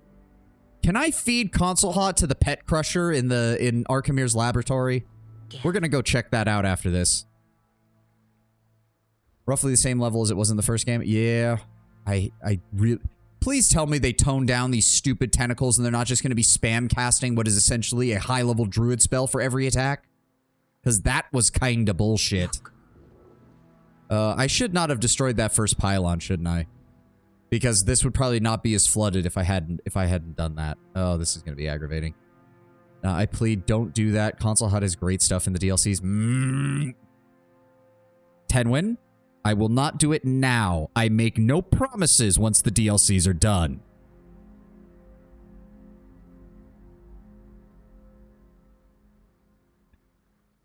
He has received a stay of execution and no more. All right, how close can we get? Okay, we can actually get... Okay, we can actually get pretty close. Oh, shit. Never mind. Never mind. Okay. Fuck you. Right there. Okay. Okay, Palagina's gonna rush in and hit him. Yes, mark an enemy as the focus. So Palagina's gonna be casting on him and moving in. I want... Takehu. You're going to head on this side so that we can hit all three of the... That really... It has to cover that much of him before it counts as being inside the AoE? Oh, that is horseshit. Look at that. That does not count as hitting him. That does not count as hitting him. That does not count as hitting him. You have to get it there before it hits him. Oh, that is fucking bullshit. But regardless, okay. Takehu, you're going to drop that right there. You're already moving in. I'm going to shoot this. Maya, you are also going to shoot this. Ishi, you're going to assist in attacking the Kraken Tentacle. And Jody, you're going to assist with the Kraken Tentacle down here, but after you cast Storm of Holy Fire on top of the Kraken. Alright, that's the game plan. Let's go. Oh, they move. They move. I should have fucking known. I should have fucking known. Okay, how do we want to do this? We're opening fire still. That's good. I cannot get through. Jody, please cast the spell. It's fine. It's fine. Cast the spell. Now focus on the tentacles. Take them down. Go ahead and paralyze them. Didn't work. There we go. They are immune to Constitution resolve, or immune to resolve intellect and perception afflictions, but weak to Constitution afflictions. That's good. Ain't you mowing? There we go. There we go. They're down. All right. Palagina, head in here. Go ahead. Get in melee range and get ready to use that. Takehu. Takehu, you can move freely in the water. I need you to go over here and deal with this other Kraken Tentacle. Me and Maya will support you from here. Ishi, I want you to come down here and assist as well since you can fly. Good job, Jody. Put that defensive spell up. Maya, move inside the defense. Oh, this thing is still alive. Oh, that's the one that moved. I'm an idiot. All right. Palagina, did you... Yes, Wrath of the Five Suns. Mark for the hunt. Good. Go ahead and give me Flames of Devotion. Hit him hard. Maya, give me... You've already marked him with hunt. Good. Base of Fire. Twin Shot. Good. Go ahead and use... No, not takedown combo. That's kind of pointless. Give me... Not resurrection. Pillar of Holy Fire? Maybe. Champion's Boon? Might and Penetrate. Yes, go ahead and give me that on Pallegina, please. Takehu, go ahead and give me... Relentless Storm. I'm going to go ahead and hit it with a debuff. There we go. Borrowed Instinct. Now we're going to go ahead and shoot. Kehu, move into melee range. Give me another Circle of Protection centered around our frontliners now that the first one's worn off. Faster. There we go. Then I want you to hit them with the Despondent Blow. Just make sure that it... Okay, the game is being very strange with how it's targeting, but I'm going to just center it right there in the front. Reloading, reloading. There we go. Go ahead and give me Disintegration for raw damage. That targets Fortitude, right? Yes, his Fortitude is very high, so actually we're just going to focus on using... No, Soul Ignition also targets Fortitude, unfortunately. Shit. Go ahead and give me Mental Binding then. Then give me Psycho Vampiric Shield to lower his defenses. Also going to move up to give... That's actually a good choice. Brand of Aothas is a great choice, Jody. Good on you for deciding on that one. Visage of Consulhot. Actually, yes. Go ahead and bring me Visage of Consulhot. Summon it up. Come on, summon it up, game. There we go. Give me a hand here, Consulhot. The least you could do is actually give some fucking assistance. Eye Strike is not very... Well, we did drop his defenses to 86. Let's go ahead and... Come on, reload before his defenses go back up. Hit him with the Disintegrate. Come on. Did that work? Cast Disintegration. Grazes him for 300 raw damage over 18 seconds. Oh, fuck yes. Get vaporized, you bitch. Oh, Disintegration is so good. I forgot how much damage that fucking does, even on a graze. Ooh, okay. Kraken's Eye, Black Pearls, nice. The Mask of the Grotto Deep. +2 to intellect, +1 power level for all poison keyword abilities. Okay, so that's amazing for a poison rogue. Melee weapon attacks from stealth inflict raw damage over time on target. Ooh. Oh, that's good. Grants the Toxic Coils, which is a poison ability. 10 to 20 corrosive damage. If successful, weaken for 12 seconds.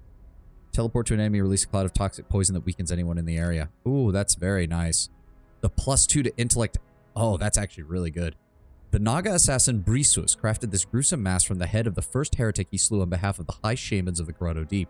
Brisus would come to be feared among the clans for his fanatic loyalty and sharp acumen. I'm here. Nice. Dark Murky Hole. Yep, let's get the fuck out of here, people.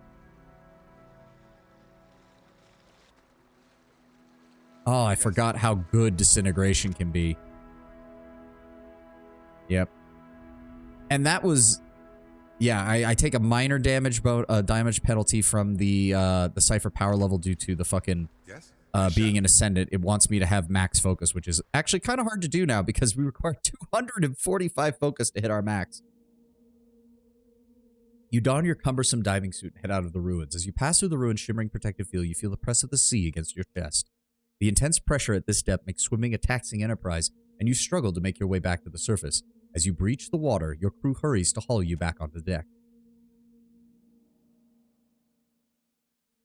Pop indeed, Tenwin. Pop indeed. All right, let's head back to Sayuka.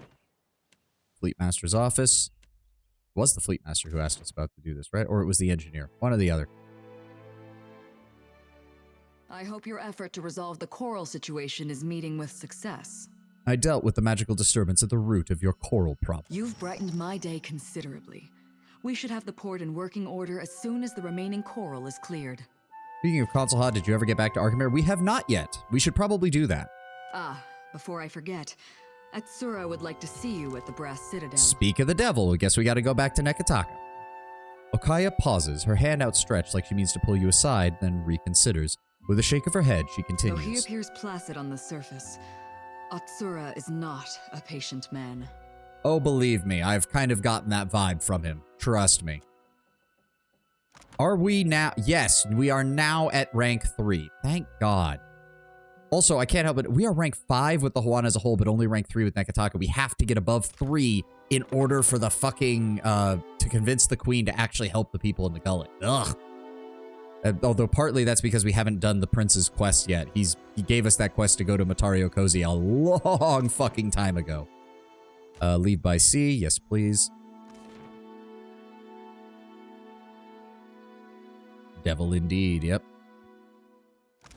Okay, first off, let's go ahead and add that to our rations. Add that to our rations. We got some more fish. We got some more hagfish. Got some rice wines. More tar loaf. Some water. Some hardtack just in case. And that's pretty much it. Oh, right. Boatswain. Boatswain. You are better than... Oh, right. We have to be at Nekataka to change that slot. I forgot.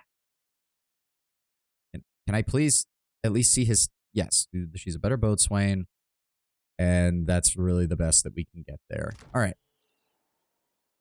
What is even the... Wait, why is that even still here? Oh, we can just... Oh, okay. We can go down here again at any time. Okay, that's kind of weird. Strange. Okay, so... Oh my god. I think the Royal Deadfire Company has gotten sick and tired of whatever's left of the Crookspur fucking slavers. You guys are a little late, but I appreciate the effort. Okay. I was not expecting that. We still need to finish actually exploring this stupid place at some point. Oh, good times. Okay, so Sakuya is cleared out. We've already dealt with all of that. But you kind of sequence broke it. They're meant to be there when you leave Crookspur. Oh. So I should probably go see if Atsura wants to talk. Let's clear out this fog of war on this side, shall we? Ooh. Have we... Hold on. Have we been there? A mill house. Is over here. Oh, okay. And they have a 50% discount. Nice. Laughing at cameo, rice wine. We'll go ahead and buy all of your rice wine and your tar loaf, please. Hell, buy the rice too. Why not? It's only 359. We should be able to immediately make our money back from that. Go ahead and just sell off all of the generic magical equipment. Yes, please. And the regular equipment too, since there's no point in having those.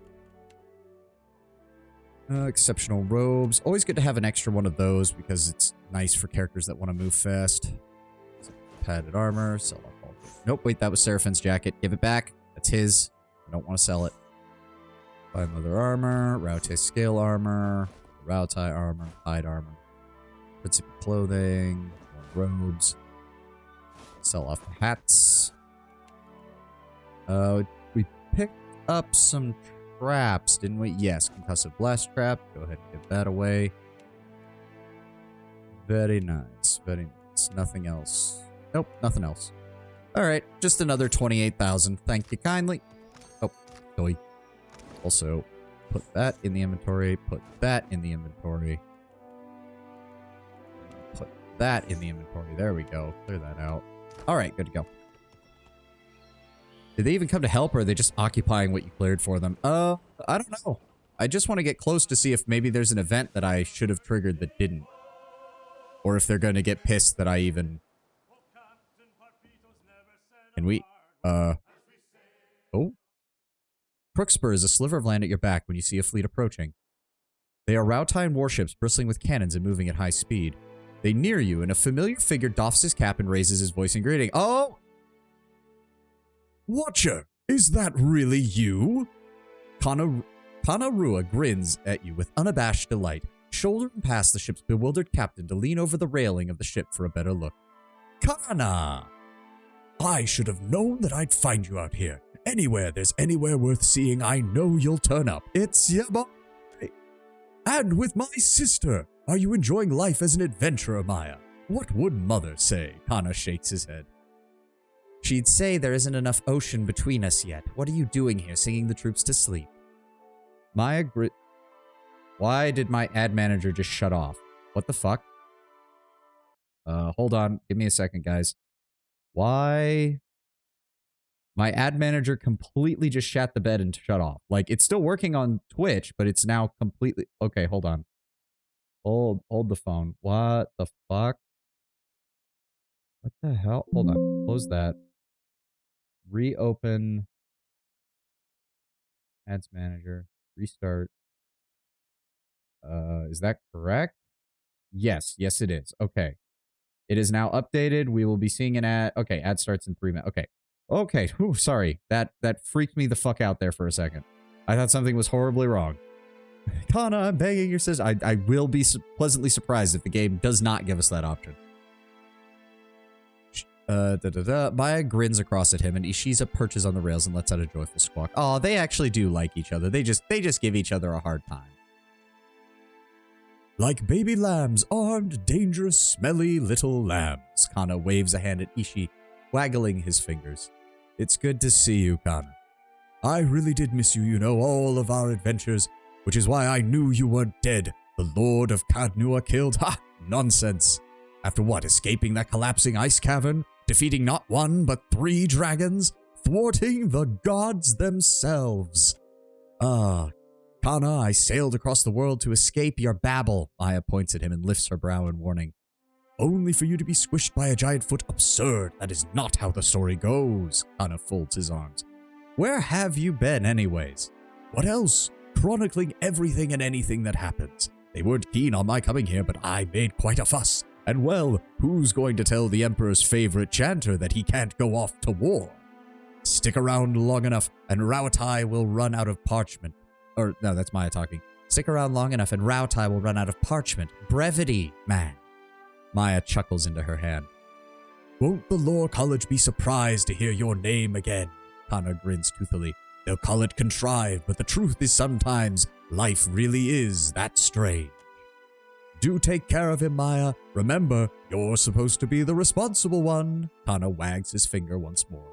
Oh, I don't know, brother. I can get pretty reckless when the captain is around. Maya winks at you. The captain finally manages to push his way to the railing and bow stiffly at the waist. Clear skies, Watcher, and well done. We'll see to the port's defense. The Rautide soldiers gathered on deck wear heavy brigandine and blades that glint and flash at their sides. They look ready for anything. And who might you be, Captain? We are the Rukpaupa. We serve as the Ranganui's most skilled warriors. The troops behind him cross their arms in unison. Oh, okay. Barbarians, transmutation wizards, and chanters specialize in overcoming large forces. Set as a van. Oh yeah, these are the ones we read about. They're shock troops essentially. They're actually using shock trooper tactics, but with magic. Kana follows suit a few seconds later, grimacing sheepishly. Calm seas and farewell. Crosses his forearms over his chest as the ship sails away. No, it was nice seeing Kana. So we're definitely going to have to check out Crookspur again, because it probably has changed somewhat. Do we want to... Actually, let's check out the southern portion of the island while we're here. Why not? So we've got Silent Dwergus, which is probably a druid or a dryad of some kind, judging by the name. Kana is your cheerleader. He very much is. It's good to see Kana again.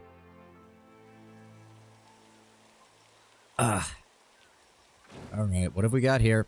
Oh. So, is that supposed to be a godlike?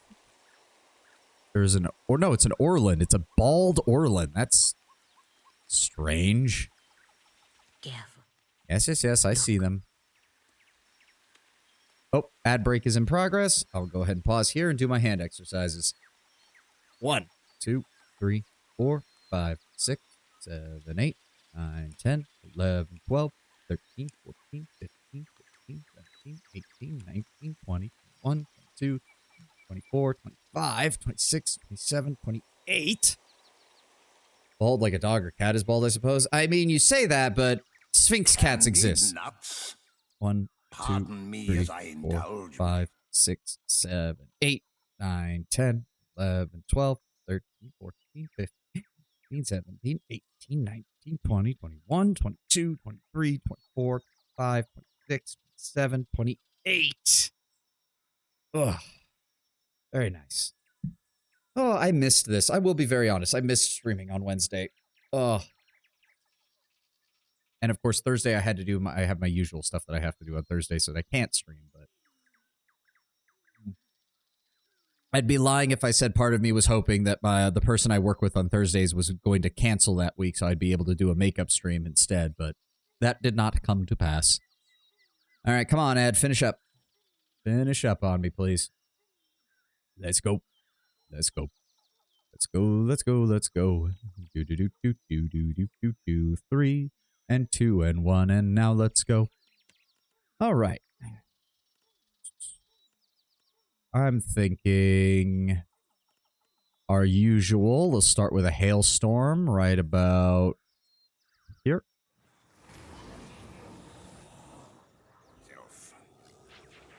Regina, I want you up in the front. Oh, yeah, he's already transformed into what looks to be a giant badger.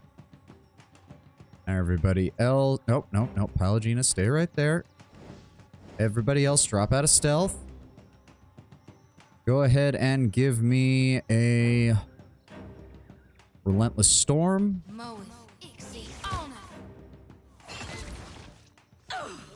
Smack.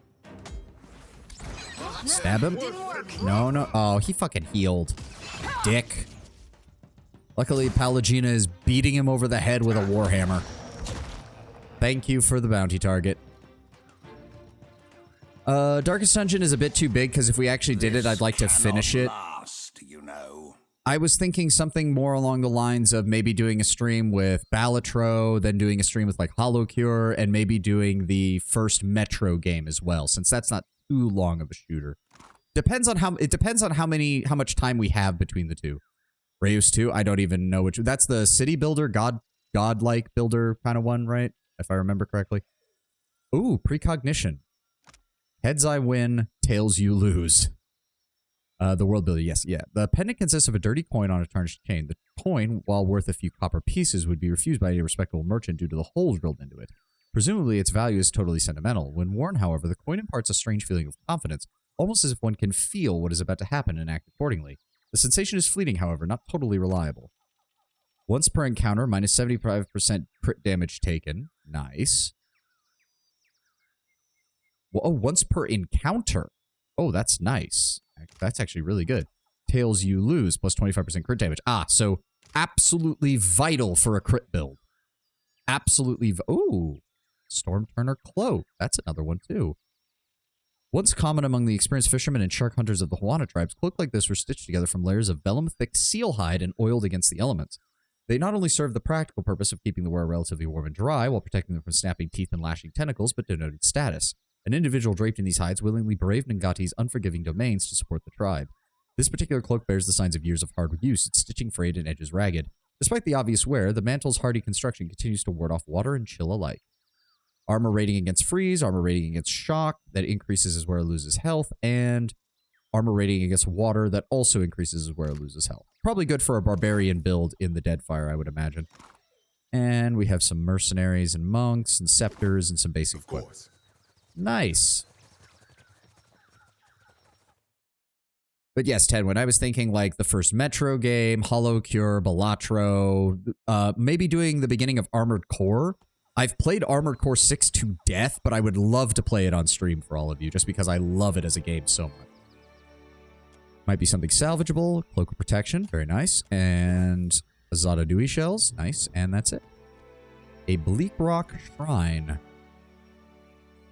What have we got here?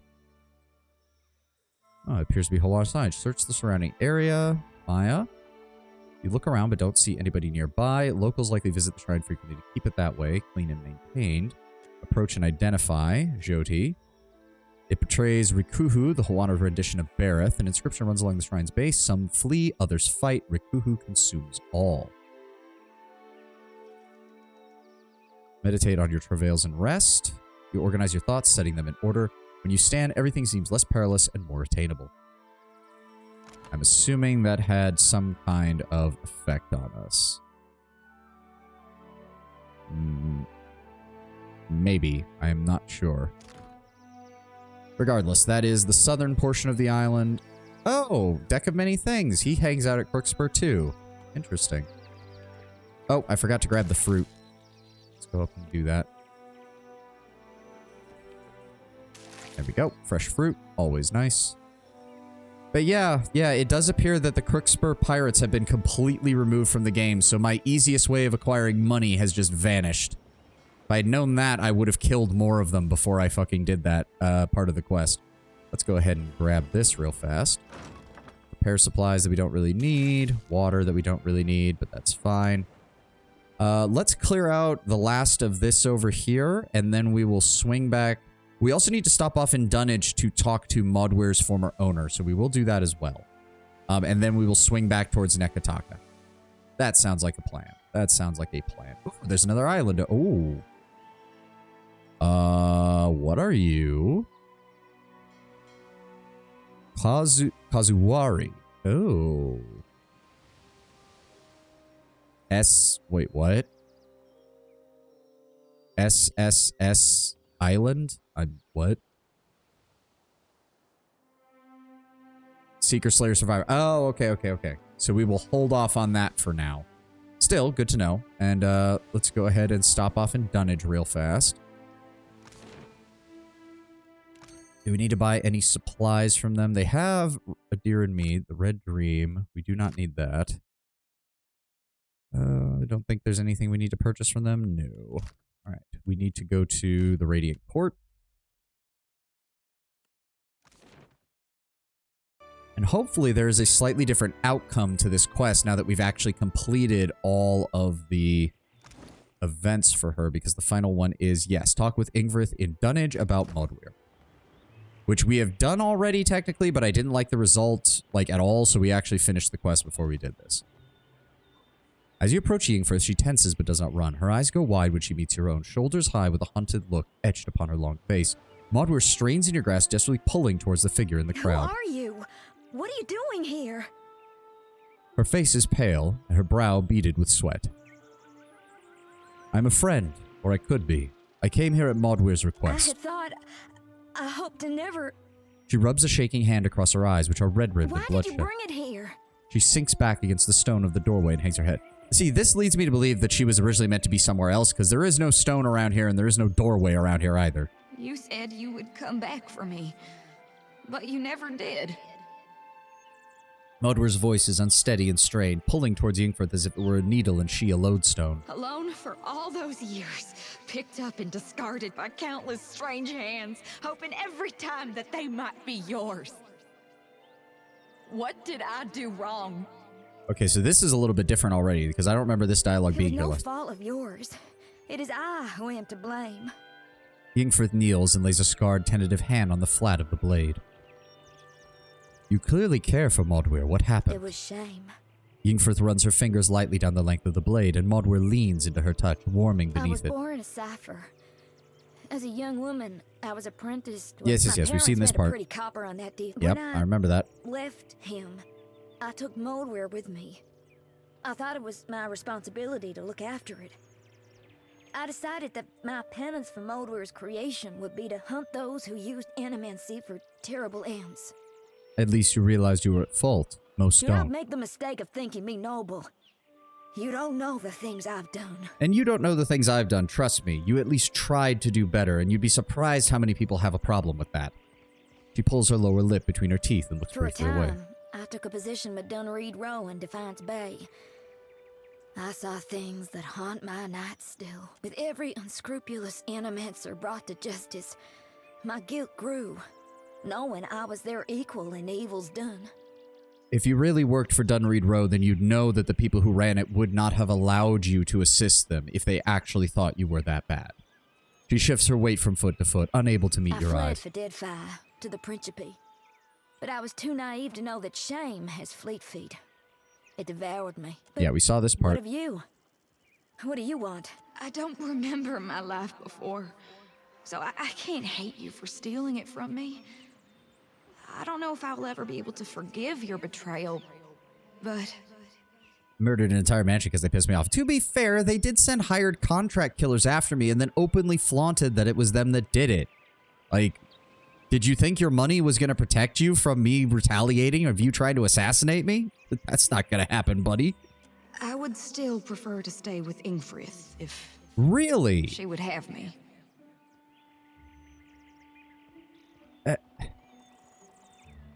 So I lose it. That's kind of annoying.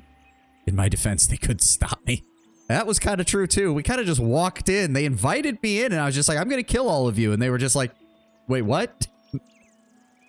I'm kind of annoyed. I thought completing the rest of her... You don't have to give her... I know we don't, but it feels wrong to keep her if she doesn't want to stay with us.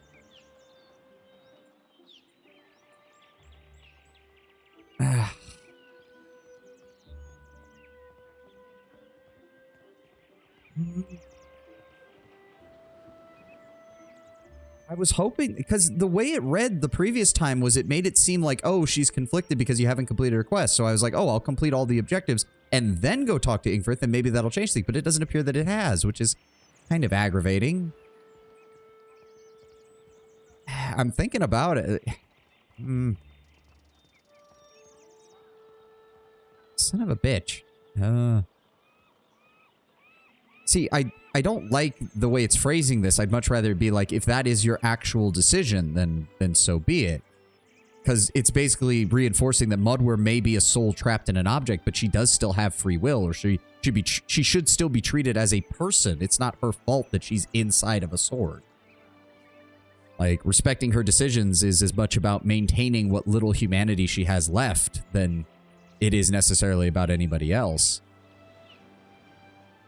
Ugh. If you think that's best. But I care for you as well. The sword leans away from Ingvrith and towards you. I have to wonder, what'll happen to me after both of you die? Can my soul even return to the wheel? Trust me, it will. Like, unfortunately, as a watcher and as an animancer, I have a deep insight into this shit. It fucking will. You don't really have a fucking choice in the matter, short of getting sucked into Rimmergan's realm. Though I've only known life as a weapon, and I've no desire to die, neither do I want to live forever. I'm only a weapon. A tool. And even though you're still a ham-handed halfwit, I trust you. So you decide. Oh, I don't remember that being an option. Did we have Jody with us the last time? Jody, could you release Mudware's soul from the sword? With a solemn nod, Jody swings her lantern back and forth, chanting indisturbedly under her breath until a waft of purple essence finally lifts from the sword. It slams into her lantern, rattling the metal frame with intensity. She swears and fumbles it to her chest. You touch the flat of the blade, and it does not warm beneath your palm. You close your eyes and listen, and you do not hear the murmuring swirl of consciousness beneath the surface as you once did. You scabbard the blade, satisfied that Mudware's soul is well and truly free. Jody has absorbed Mudware's soul into her lantern. The sword has retained some of its magical properties, but any who wield it now feel a curious emptiness. Mudware can no longer be bound to the Watcher's soul and can no longer be bound to the Watcher's soul. Oh. And where hold on. Sort by time. There we go. She has no comment on it. Yeah, interesting. Superb. It's okay, so it kept kept similar effects, but what it gained is immune to intellect afflictions, which is fine. Yep, the warmth that it once held is now gone, and you can now... That's weird. So it can be upgraded to legendary, but it is now just this. So immersional, damages burn when above 50% health, damages freeze when below. Plus 2% action speed on scoring a hit until end of combat. Yep. And bottom up, I completely forget that it even has this. Dealing damage is shock damage is crush. And immune to intellect. So it's not the worst. It's still not the worst. The split is due to them wanting to avoid being dependent on specific ingredients, aka the split exists so you can use the Kraken's Eye to upgrade to Superb. Ah, fair enough. And honestly, the Arcane Blaster was the one. Grants the imbued ammunition. Basic damage deals lesser raw damage. This was the one. I'm thinking we run it like this with the... Because you can run a sword and a pistol. I take that off... Ooh, but that's... I lose 10 accuracy by having a second weapon. So we're just going to keep the sword. We're just going to keep the sword. Might put a buckler on him later, though. Galloway, I could use more Kraken's eyes. Why don't you send another? Yes, please, Galloway. By all means, send more fodder to me. But you know what? I'm actually happy with that ending. Modwer got her closure and was allowed to finally leave. I think that's good. It will default to the pistol if you're not in melee, meaning that you won't shoot and run in, but rather stand... Yes, I did read about that when I was looking into how the combat works in Pillars 2. I did read that, yes, you can wield ranged and melee, but your character will just fire the ranged until the enemy gets in melee. To be fair, that still works because it kind of makes sense in the way that the game is done. I can get why they do that. I don't think we had anything else here. Did we need to pick up any crew? Oh, okay. Oh, he can get to a level 4 on deckhand, so we're actually going to grab him. We're going to grab Coin Counter Flotus, who can get up to 4 stars in Cannoneer. And the rest of you are worthless. Alright, lead by seat. Shut up, Console Hot. Name is Big Mouth? That show is terrible. I know. So, Principi, Captain Thanek, our merchants, Principi Expert Captain. Yeah, we're going to go after some of these bounties, and I'm just going to treat it as privateers fighting each other for the sake of other companies. If it's not going to affect our reputation, then I'm kind of sick and tired of not following through on these bounties. I would spank you if you had a body, correct. Speaking of stuff, let's go ahead and throw all that in, throw the rice into our supplies, the tar loaf. I think that's it. But yeah, if I'd known that attacking the Crookspur place would actually destroy their faction, I probably would have killed more of their captains first. Okay, so again, just to confirm, bounties do not affect my reputation, right? They just don't. Like, all these named captains out here on the high seas don't care. Spanking her helps in combat. That is true. All right, sorry, Drusilla. Consider this a professional courtesy that I'm coming after you personally. She's only level 5. This is going to... We are going to utterly destroy these poor bastards. Oh, I do like the ship. That is pretty cool. That's a, yeah, that's a Hawana-style ship, isn't it? I can't imagine that a Valian would be using that normally. Let me see here. What do we want to start with? I'm thinking we just cast Disintegrate on Drusilla immediately.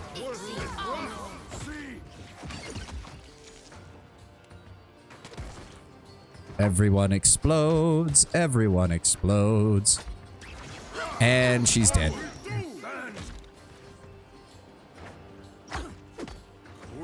Sorry.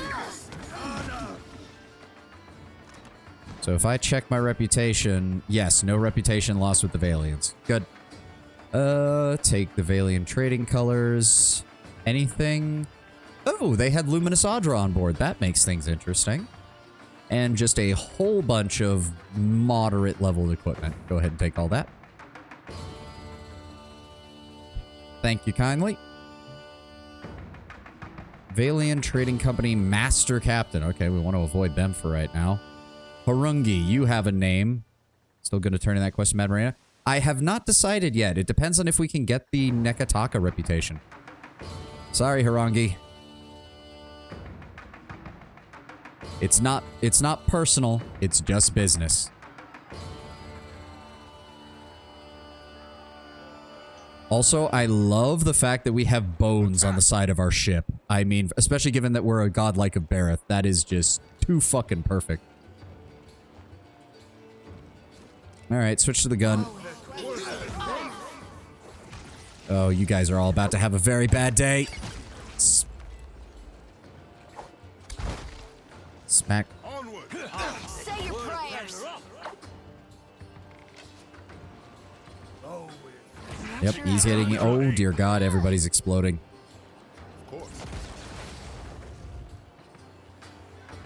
Oh, Vatnir. Forgot you were even here, buddy. They're all just exploding. Everything's exploding. There we go. The Triumph of Harungi. Captain of the Silver Wind. Wow, you guys had fucking nothing on your boat. Like, they didn't even have many weapons. Holy shit. actually kind of sad, honestly. Moana expert captain. I don't think there's any other named captain. There is Mersilfin the truly insane. He is all the way over there, though. Nova Captain Chornu and Biakara are over here. We'll stop at Nekataka for right now. I don't need to hunt down every single bounty. Although I should probably turn in the ones that we can. That's Aothis. Barati is in Serpent's Crown. Chornu. Oh, we haven't fought them yet. We should do it eventually. I guess we can spend a little bit of time and just hunt down all the named... Let's go ahead and hunt down all the named captains real fast. Just in the area that we have explored. We can do that. Just get some combat in. You're an expert captain. I don't care about you. There's no one else around here for us to attack. Oh, wait. Seraphim needs to go to the Oathbinder Sanctum. I forgot about that. To complete the weapon that he has. Right? Hold on. Yes, travel to the Oathbinder Sanctum and rest at the altar. Ascend the pyramid. Oh. First the sweat, you finally enter the welcome shade of the room at the top of your... Okay, yeah. Sorry, it's been so long since I've been here, I forgot that that was even part of it. Oh god, yeah, we have to go down into the depths. Come on. Let's go. Exalted Endurance, Sigils, Mariner's Post. Yep. Stairs down. We have to go... Oh, wait. No, either way works. We have to go to the altar. Can't imagine Wodaka is going to be very happy about a law-breaking pirate. There was a fast door at the top? Oh, well. Oh, well. I can't imagine that Wodaka is going to be very happy about one of her sacred weapons being wielded by a law-breaking pirate. I'm just going to go out on a limb and assume she's not going to be very happy about that. Although I suppose one could argue that Seraphim is abiding by the laws and rules of the Principe. It also occurred to me we do need to go back to Dunnage because we're supposed to report to the Consuelo that Ramaro of the Sorcerer, Ramaro had a reason to betray his captain on the Sorcerer and why they were dealing with all the slave trading and all that. Although something tells me that they're not going to really give a damn. Oh, we also need to level up Seraphim. We haven't had him in a while. Go ahead and up his stealth. Go ahead and up his streetwise. Ability for one class. Wild sprint. Gains nimble inspiration and avoids engagement. Gains accuracy for 6 seconds. That's really not that good.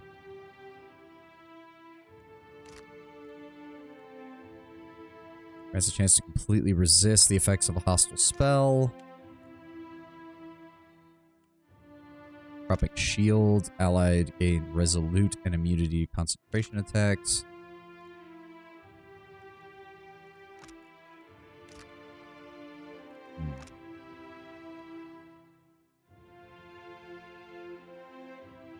Accuracy versus will. I really should consider picking that up. Recall Agony is actually pretty solid as long as we've dealt a decent amount of damage to the enemy. Because he doesn't really need anything from his barbarian side right now. Getting the robust inspiration for 15 seconds. Rage cost is reduced versus gain concentration when activated. Leap could be useful. That is true. I completely forget about Leap sometimes. Especially with how short-ranged he is. Alright, let's go ahead and rest. We're not going to waste any good stuff on this. Just, where's the water? I don't care if we use water. Just everybody rest up.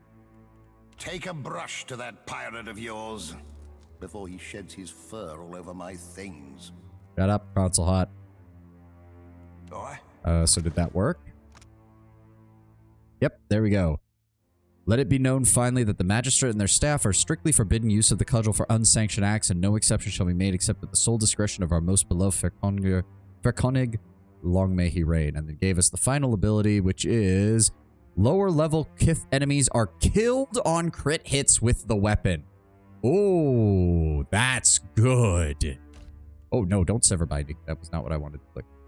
Oh, that's good. You put this on a crit build and suddenly you're just one-shotting anything that's lower level than you. Oh, that is not the best weapon to dual wield due to that. That is true. We could just switch him over to, that would up his accuracy, and I'd be fine with that.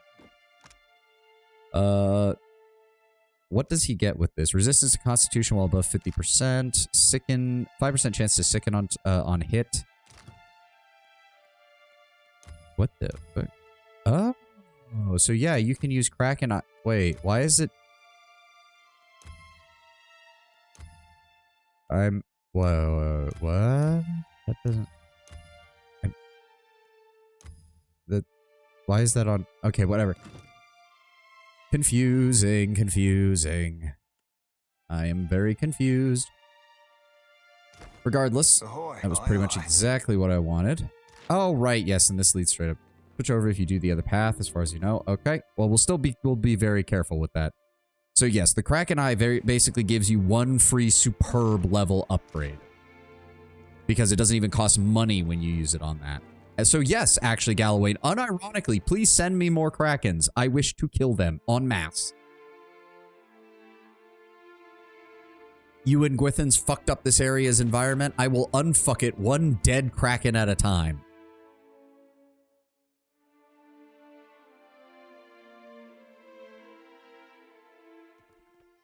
Alright, let's get back in the ship. Alien Trading Company, Deadfire Merchant. Yakura is up there. Mersilfin is down here. I don't know if we'll be able to catch... Or I keep forgetting that there's that stuff there. Come on. We need to catch up to her. She's heading this way. Nope, now she's heading back this way. God damn it. Does lack sea monster fights. That would be cool. Alright, quick save. Also, hold on. It occurs to me. Give me the crafting. Unique.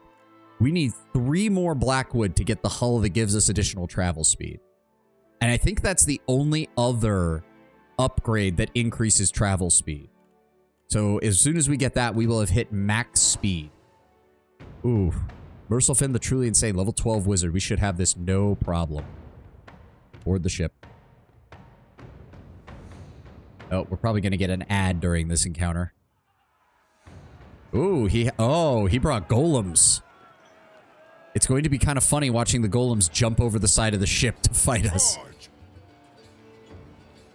Switch to the gun first. Aim for the ironclad construct. Bang. Oh, he exploded. Never mind. I don't think we're going to have a problem. Where is Mersilfin? Where the fuck is he? Did we already kill him?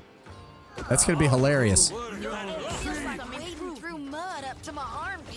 Yeah, I know. We got paralyzed by the wall of force. Ow. We're actually taking damage from that. Ow. Where is he? I have no idea what is going on. I can't tell where anyone is that is my people or theirs. Okay. There we go. Is that the last one? Yes, okay. So Mersilfin fucking died like in the first 5 seconds and I just lost sight of everything else. There we go. Savani gained a rank. Oh, okay. Triumph of Mersilfin the Insane. Captain of the Ironclad. And an 80-year channel gun. And that's about it. He really still was not carrying much of anything of value. Would be nice if some of these guys would actually carry more uniques. Because that was just kind of... Alright. Desiwa the Shark. You are one of the Deadfire's captains. Let's see if we can deal with you. Oh, and there's the ad. I will... Well, nothing's happening right now, so I'm just going to get us close to the ship, and then I will pause. Hold on. Come on. Get close to him. Get close to him. Get close to him. Get close to him. And pause the game. There we go. Now I'll do my hand exercises. 2, 3, 4, 5, 6, 7, 8, 9, 10, 11, 12, 13, 14, 15, 16, 17, 18, 19, 20, 21, 2, 3, 4, 5, 6, 7, 28. Left hand.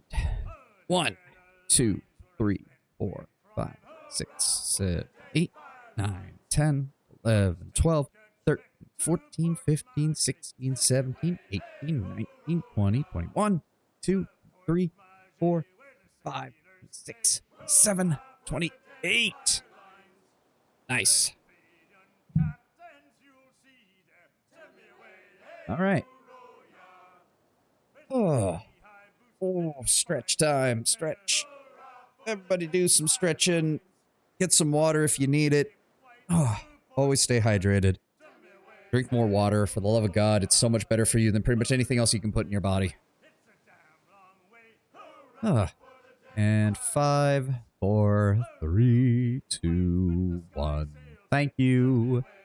All right, Desiwa, you're a level 12 chanter. You're about to have a very bad day. A very bad day. It's nothing personal, but I am done with dealing with all you bounty targets just hanging out in the wilderness. Also, why does your armor look like it's made out of bone? Because that is badass. Oh yeah, the chanters have cool looking gear. Where is their captain anyways? Up here? Yeah, Desiwa the shark. Okay. Well, personally, I'm gonna go ahead and aim for the chanter and kill him right off the bat. There we go. Switch to the blade. Oh look, you've all bunched up. Let's go ahead and paralyze all of you. And we're just going to disintegrate your sorry ass.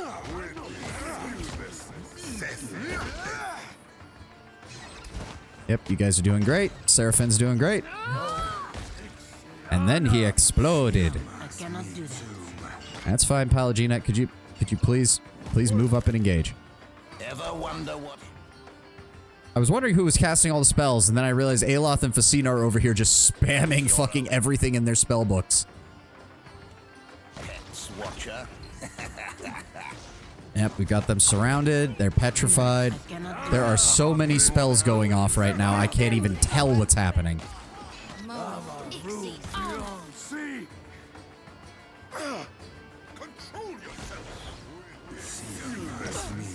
How is there... Why are you not dead? There we go.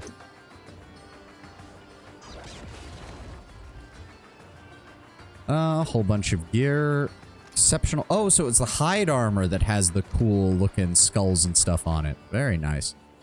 Really? Still nothing like unique or anything. I would have expected something from some of these bounty targets. Alright, who have we got left? Deadfire Merchant, Deadfire Merchant. You're all nameless nobodies. There is somebody up here near Sayuka that we could take care of as well. There's Radolf over here. There's Rock Stomper. Again, we do need to run back to Dunnage real fast, though.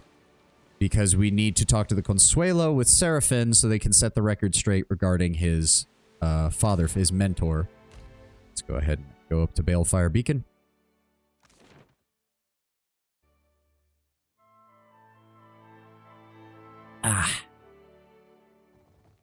They say the Gentleman of Leisure lost its ship hunter. Yeah, funny that. Captain Ferrante, we have some interesting news to discuss with you. Ado, and how is the sea treating you, Watcher? Or not. Who better to ask? Ak, what is it you wish to... Come, I mean, you may or fortune with you and you. Okay, apparently he doesn't give a shit. Two-eyed Pim. You have my ear, Casita. Of what? Nope, he doesn't care either. Okay, that's kind of weird.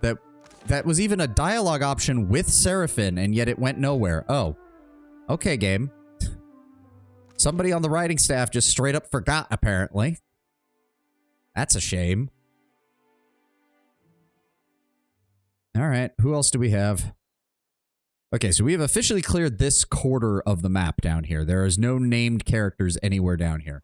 That means next target is Anes of the Eyes. Where'd she go? There you go. Thank God we have all these speed upgrades. Because it actually means that we move pretty quickly.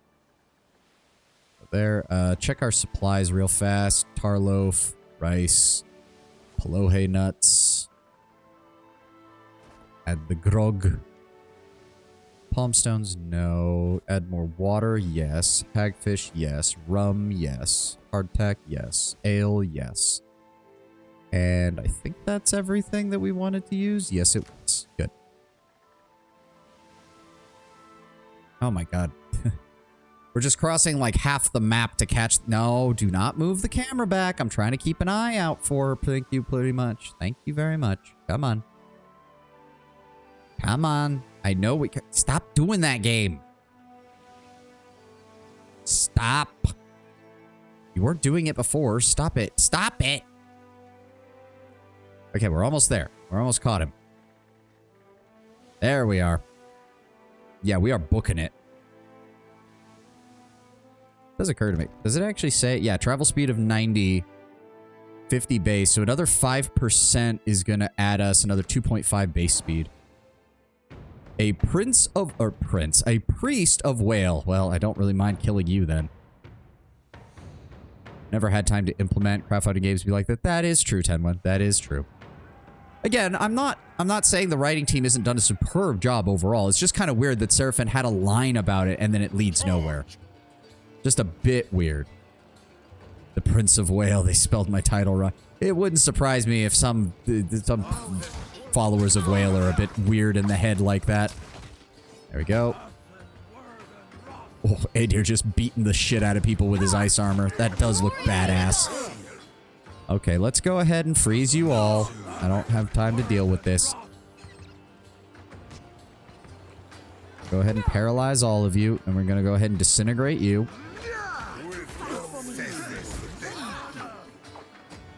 The bird is fucking 1v1ing that guy. I have never seen anyone brood as forcefully as your bird, woman. Oh, did Seraphin get mind controlled? Yes, Seraphin got mind controlled. That's fine. Just focus on the others. Luckily, we are not lower level than Seraphin, so his ability can't work on us. Otherwise, that would be very bad. Okay, don't... Okay, guys, it's Seraphin. Just let it wear off, okay? Oh god, they're gonna beat the ever-loving shit out of him. Stop! Stop!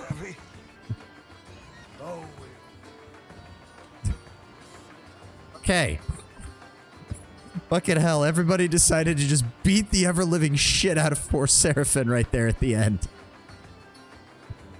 Honest of the Many Eyes, we have their triumph. Very nice. Fucking my watcher tried to keep everybody from killing Seraphin just because he got mind controlled for 1 fucking second. Oh, and you were the asshole who was attacking us earlier. Oh, you I'm going to enjoy fucking putting down. Especially because we still have to deal with all of this. Didn't you say that this was the other DLC or whatever, Tenwin, if I recall? So that means we still have... So that means we have this place for the DLC.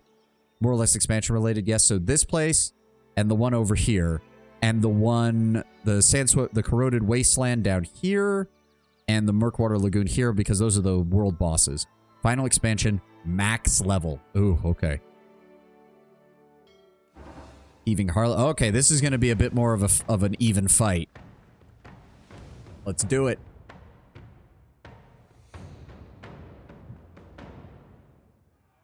Okay, Seraphin, try not to get mind controlled again, buddy, because in this fight we're not going to have the ability to hold off on it. Charge. This is actually going to be a big fight. Okay, here we go.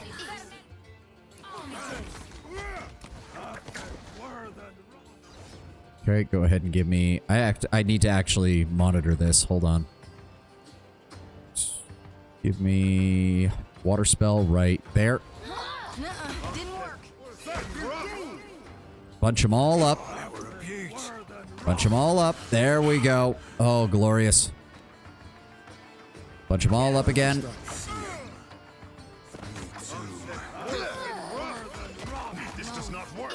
It's okay, Takehu. We got you covered, buddy.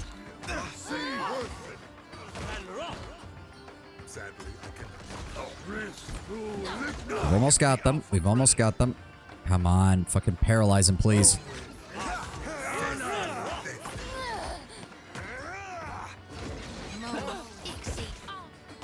Go for the Pistolier. Don't let him escape. He did escape. God damn it. Get back here. There we go. That dog won't hunt. Go ahead and paralyze you.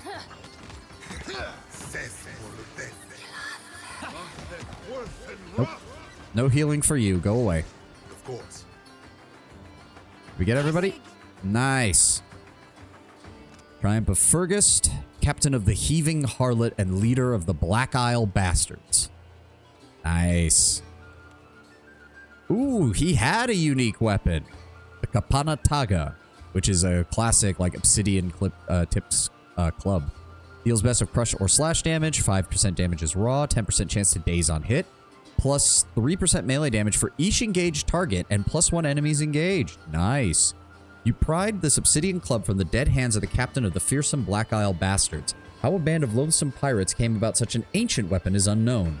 Though they were surely attracted to its gleaming surface of volcanic glass, buccaneers are often drawn to shiny object. Use that on my Stalker Beastmaster Juana line playthrough. Look really cool, I bet.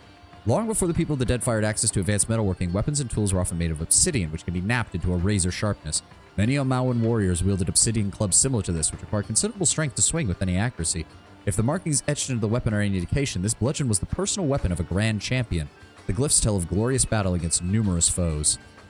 So it can also become Champion's Relic, 3% melee damage for each engaged target, plus 2 enemies engaged, or Lone Champion, plus 1 armor rating and plus 4 deflection.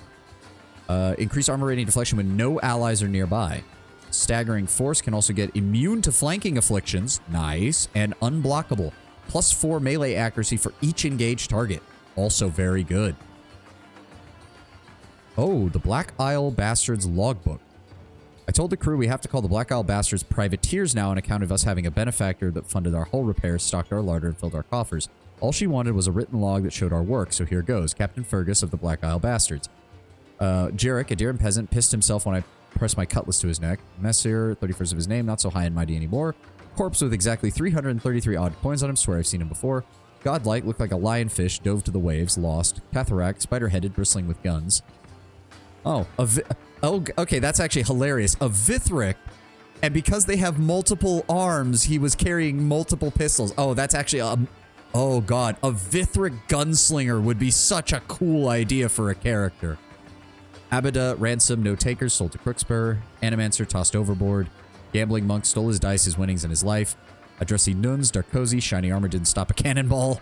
Man with a sack of wooden rats and a jar of ashes, got rid of him quick. Lightfoot, keel-hauled, may have poisoned our rum. Another floater, had a note pinned to his forehead. Prayer bore, something got to him first. Mad Dwarf ran off a pier before we could kill him. Shame, really. Lord Simon of the Marsh died penniless, no manner. Captain Marzagal, ransom to the Black Bragos crew, owe him a favor. Aronesia called himself an emperor, I called him a chum. Skay Knight cult worshipping a godlike infant, left the infant on Mage. Orlin with big teeth, shaved him for calling me a coward and tied him to the mast. Is this a slavers list? I think it's more, these are all the people that they caught trying to get onto the island, because they are protecting it for some reason. And the person who hired them to do so just wanted a record of the people trying to get on the island. Lilia, laden with jewels, sunk, babbling fellow with an odd trinket, got away, good riddance. Blue Orlin, Blackbeard, ransom paid. Olivia Varese, marooned by request. Wizard in purple robes, ugh. Lady catching gulls with a trouser leg, she ate 3 before we could stop her. Havarian fed him to a passing kraken. Master Lovatus took his fine scalpels as a prize. Scholar with a pet cactus, plant's been growing larger since I fed it our poisoned rum. New fish in the sea, the Defiant, Captain Savani, not long for the Deadfire. The log cuts off prematurely, the result of the pages are marred by powder burns. Yeah, because we fucking killed him.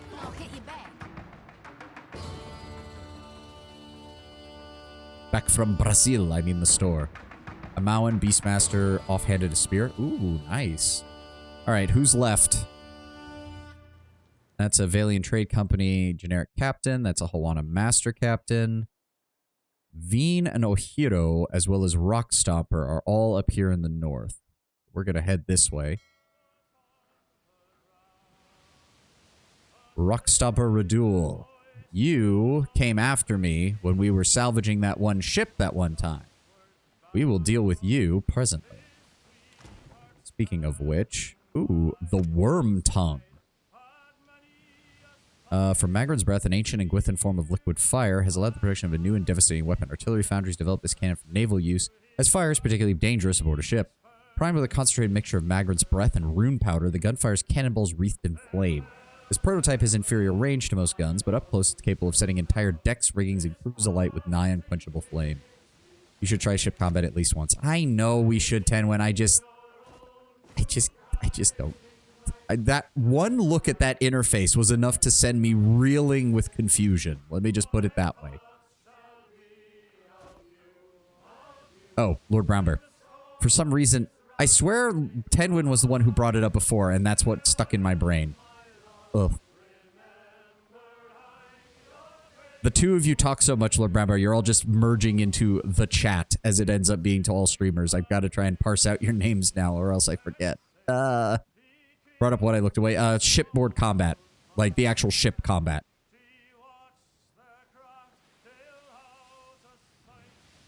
I don't like the hull breaker, but we can keep the worm tongue as a backup. I'm fine with that. Rock Stomper Rudol. Okay, Rock Stomper. You're about to have a very bad day, buddy. Ooh, you're a barbarian. All right, here we go.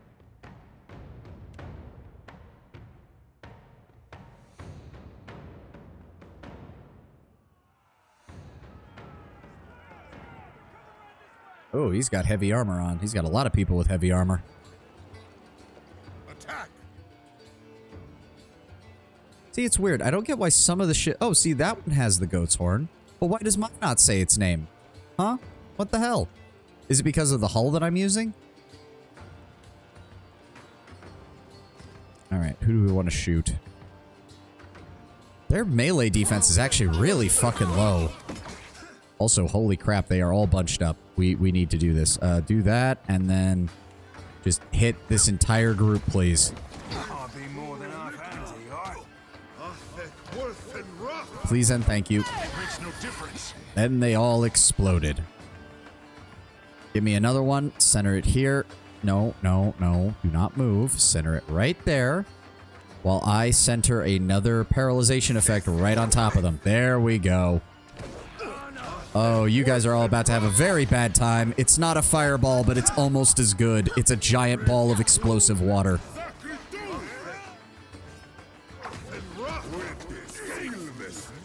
Still not dealing much damage to him. Let's go ahead and freeze him too. And then we're going to disintegrate.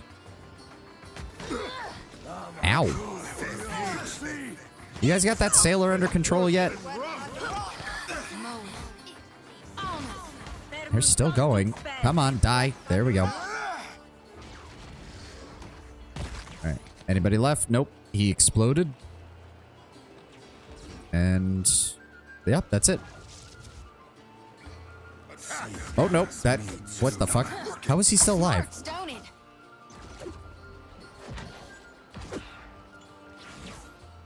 Go. Another Valiant Hullbreaker. Fruits of Luminous Adra. More money. Take... oh, you actually... oh, wow. They had a lot of equipment. Oh, we're going to make a nice, pretty penny selling all that. We might be able to upgrade to the final ship level with all that. That would be great. All right. No more there. You have a name, though. Sorry, Chornu. Time to take you down, too.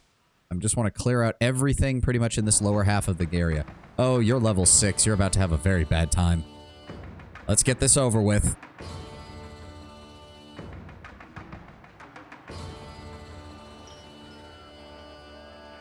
I do like the Hawana-style ships. They look very... they look like...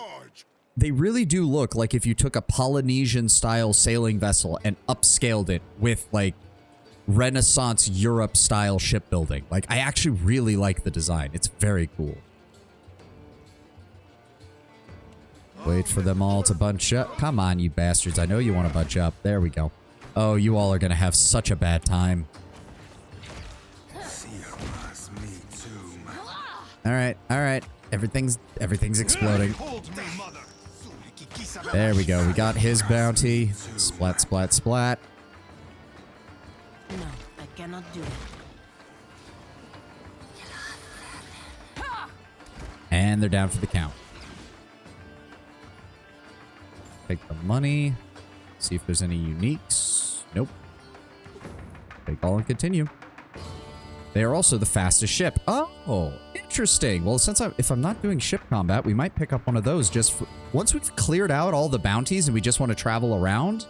I might switch over to that ship then. That would actually be kind of cool just to make everything go faster. Wouldn't be the worst idea. Okay, Bakara is named over here. Radolf is up there. Ohiro is over here. He has a junk. Veen is up here. Let's just hit Bakara because I'm pretty sure we have that bounty specifically, and then we will sail to Nekataka and start doing that. You don't have a name, do you? Nope. Zoom.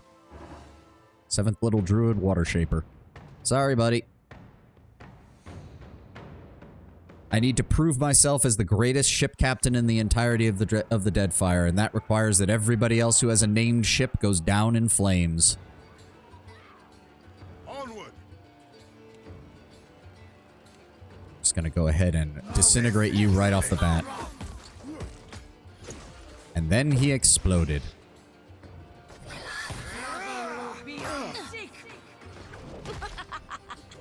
Go ahead, paralyze you. There we go. I forgot Facina has shapeshifting. I keep forgetting that she has the ability to transform into a werewolf. Oh, here we go. Unique. Cast wood skin when the wielder first becomes bloodied. That gives +5 pierce, burn, and shock armor. Not bad. The people of Midwood had long told tales of the aggressive wildlife that inhabited the forest. When woodsmen and hunters began to come under frequent attack by animals near the village, a master huntsman was elected to investigate. The one consistent in the accounts of the attack was the presence of a giant white stag, and the huntsman set out to locate and fell the creature, hoping it would end the assaults. After months in the woods, the huntsman emerged. He was near death, bleeding from multiple wounds. He was badly broken as well, though trampled by a great beast. In his hands, he carried a freshly fashioned pike made of antlers. He died before reaching the village and told no tales of the hunts before breathing his last. However, after his passing, the attacks in the forest ceased completely. The Voyager has a base plus 10% travel speed, while the Junk has a -5. The rest do not have any particular speed bonus. Ah, okay. Then we might not even bother getting the Junk then. I don't want to go slower. Can get Lord of the Forest, which gives +2 to all power levels if the wielder has a plant or beast status effect. Ooh. For a shape-changing druid or a summoning druid, that is good. There's an achievement to have all of them? Ah, well, we might do that then. When defeated, cast Woodscan on all nearby allies. That is nowhere near as good as getting +2 to all power levels for those spells. Oh, nowhere near as good. Take all.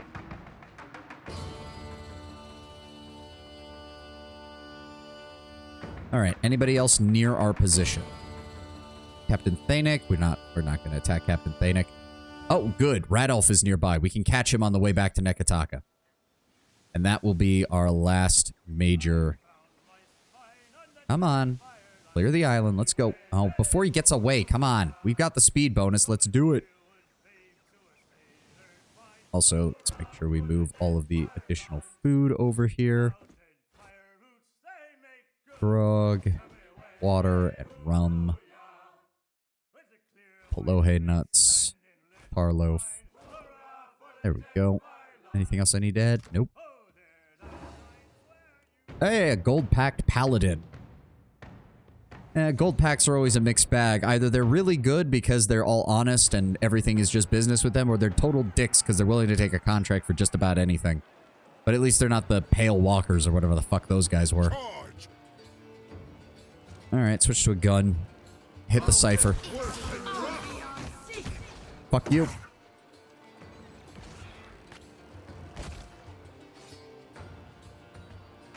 We're gonna go ahead and paralyze him if we can. Nope, you're going nowhere. And then we disintegrate him. If he even survives long enough for us to cast a spell. He did not. Bleak Walkers, my apologies. Yes, Bleak Walkers. Asshole Bleak Walkers.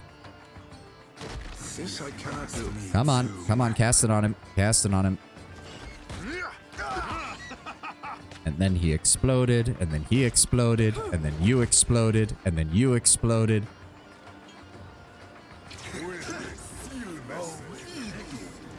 All right. What the fuck? Why does he have 5 of the Valiant Trading Company flags? What the hell? Why does he have 5 of them? That doesn't make any sense. Okay, he also had Luminous Audra on board. A lot of coin. Yeah, I mean, he was a gold pack knight. And actually, him being a gold pack knight does kind of prove my point of why I started doing this, because these are not actually people associated with the faction. They're just doing jobs for them. That's how I'll justify it for this roleplay. All right, those are all generic. Everything down here is generic. And the only person left, we've got Ohiro and Kwaro. And that is the... should we just finish them off then? He's heading this way. Yeah, we'll just finish these two off. And then we'll be done. Hello, you're a level 10 monk. We're also going to have to sell all of this shit. And that is going to make us a lot of money. That is a lot of monks. Like, are those all... they say sailor, but they all wearing robes. Which has me feeling that those are all monks. That has me actually very concerned that we are all about to get punched in the face repeatedly. Wait for it. Wait for it. Cast it. Cast it. Oh my god. Okay. Takehu. Takehu. Hit everything. Oh my god. They are just swarming us. Give me another paralyzation spell. To get around the monk's wound power source, just kill them instantly. Takehu, please cast the spell for the love of God. They are all bunched up here. Now cast it again. No can do. Splat.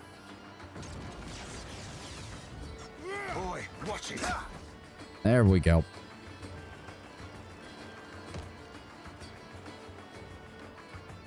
Triumph of Kwaro, captain of the Kamato Nagati. Wow, you had... Why are the... I've just noticed the Hawana ship soldiers don't drop any actual equipment. Like, they don't drop any swords, they don't drop any spears, they don't drop any armor. That's kind of weird.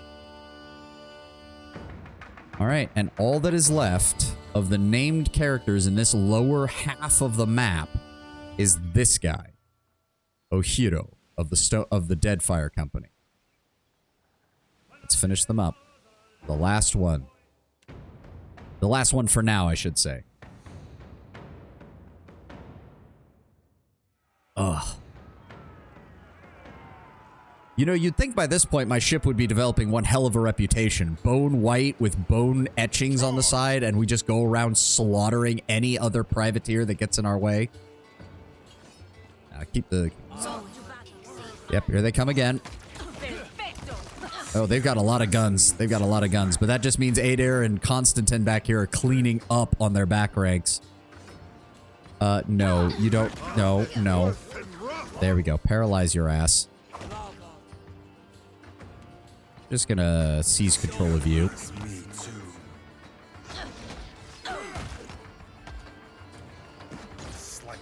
Ow, he knocked me on my ass. You dick. You dick. You get disintegrated. Oh no, Jody will just stab you in the neck. Never mind. Not much of a reputation to gain if nobody survives. That is a fair point. We have not left any survivors to talk of our exploits, have we?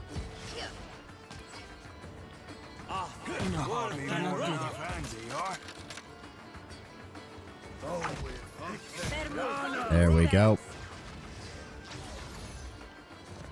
Anybody else? Nope.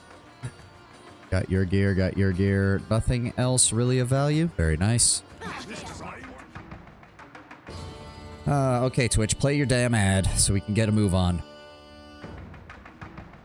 Oh, hello.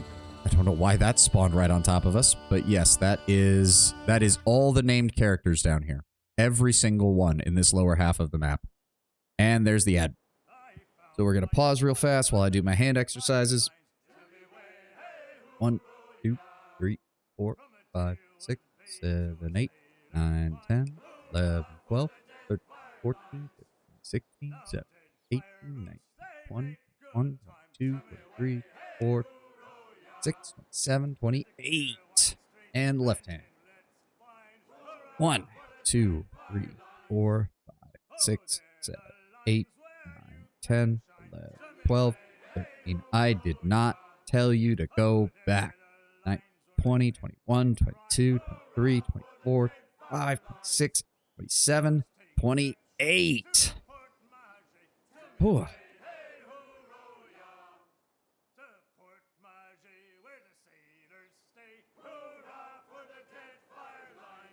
I do love these sea shanties. They sound so cool. Hey, hey, da-da.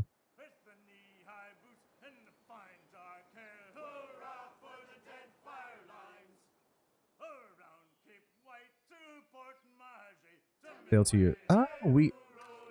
Oh, you're right. I completely missed that. I completely forgot that that existed. All right, set course.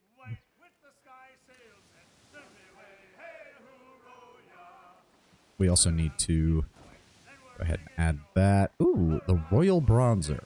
Interesting. That, add hardtack, add the water, add the tar loaf, add the rice, hagfish, and that's all she wrote.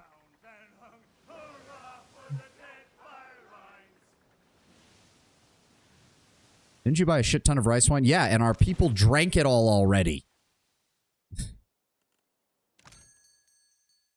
Let me see. If I don't think there was anything else. We have palm sales, which is plus 20%. That only applies to combat. We already have a lantern. We already have an anchor, so that's the plus 5 there. The helm still does not add anything, and any warship reinforcements actually reduces our travel speed, which I do not want.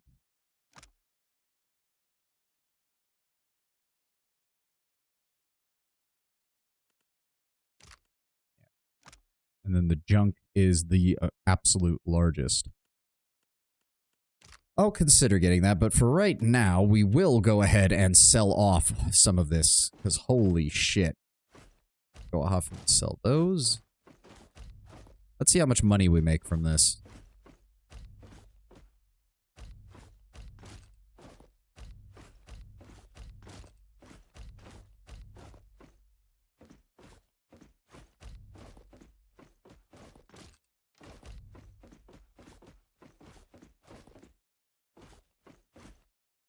You get a Voyager, they're cheap. Yeah, I know. That's the one we were talking about that has the fast movement speed. Mage Weave sales, we already have better sales than that. Well, we're already up to 69,000, and that was just from the weapons.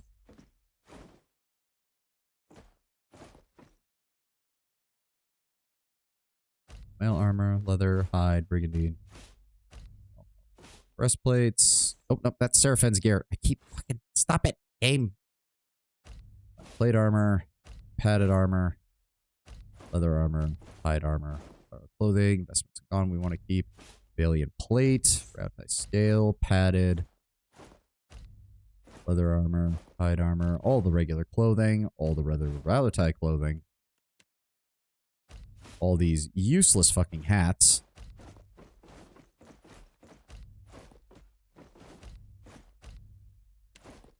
Mage Weave sales look cooler. Don't care. Combat, movement speed above all. This map is huge. I will not fucking waste time trying to move on it. Absolutely not. Those are books we want to keep. Those are ingredients. And then we have the Troll Stitch sales, which we don't need. The Arcane Lantern, which we already have. But if we go on another ship, we might need to use it. So sell off the Valiant Hull Breakers that are extra. Keep the Royal Bronzers because they are good damage.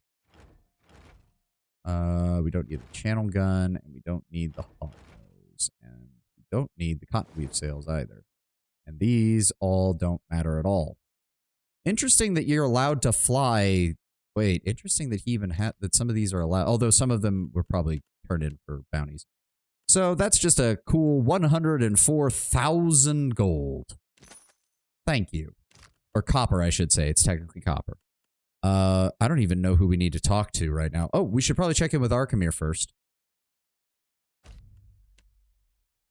With Consul Hot in the group, of course. This is what happens when you go after bounties. Yeah, no shit. Oh, I was depriving myself of so many resources. Did I want to bring... If we go to the when we go down to the Brass Citadel, I want to go grab Maya. But for right now, Seraphin will do. Hello, Arkhamir. You might notice that I have someone floating behind me. If you require directions to Bakarna's observatory, look to your sextant. Bakarna. I found this old almanac in an orrery. Look familiar? You did you? That does rather defeat the purpose of absolution. Just in case you thought about getting revenge on me, Arky boy. Yeah. Arkhamir tugs on his lower lip and scrutinizes you. So be it. Follow me down to the scrying pool. Really? Oh. Okay. That must be... Yeah, that's downstairs, I'm assuming. With his laboratories.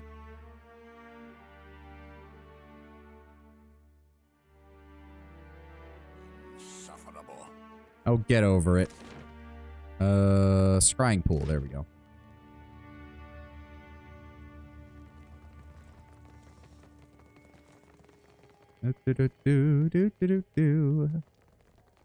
All the way around to the scrying pool. Hello, Arkhamir.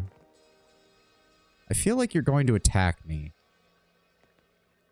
Arkhamir's eyes are closed in deep concentration, his attention focused entirely on the glowing pool in front of him.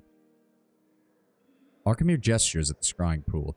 You peer into the waters. Dark silhouettes sit arrayed in a circle, and on the surface of the pool ripples in tune with muted voices carrying from below. Knock on the surface of the water. Their faces, all of the figures turn to you at once, their faces obscured by hoods. One of them makes an impatient, beckoning gesture. Dip your face in the water. No sooner does your skin break the surface tension than you feel a breeze of warm air. You are peering into a stone chamber ringed with braziers and tapestries as you would an open window. Robed men and women clutch the armrests of their thrones, and water drips down your chin. The other Archmagi seem, for the moment, unfazed by your presence. An Amawa folds her arms and stares down another woman who keeps her fist balled at her sides. Ooze drips from the sleeves of the Amawa's robes and pools onto the floor.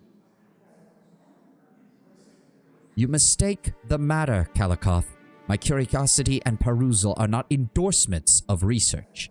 Maura nods with an air of boredom. Bakarna won't simply be vindicated by the likes of us, having simply read her work. Something green and twisted wriggles under the table. Kalikoth points down and a flash of light incinerates it on the spot, filling the room with a stench of overcooked snail. A suppressed chuckle carries over the silence that follows. You're a slippery fiend, Mara. Some of us refuse to taint our reason with the half-wit conclusions of Circo rejects. And keep your slugs to yourself. Kalikoth grits her teeth. No, if they want to be complete dickweeds to one another, I'm not even going to bother intervening. This is looking awfully familiar to how the Engwithan gods are acting right now, quite frankly. Ahem.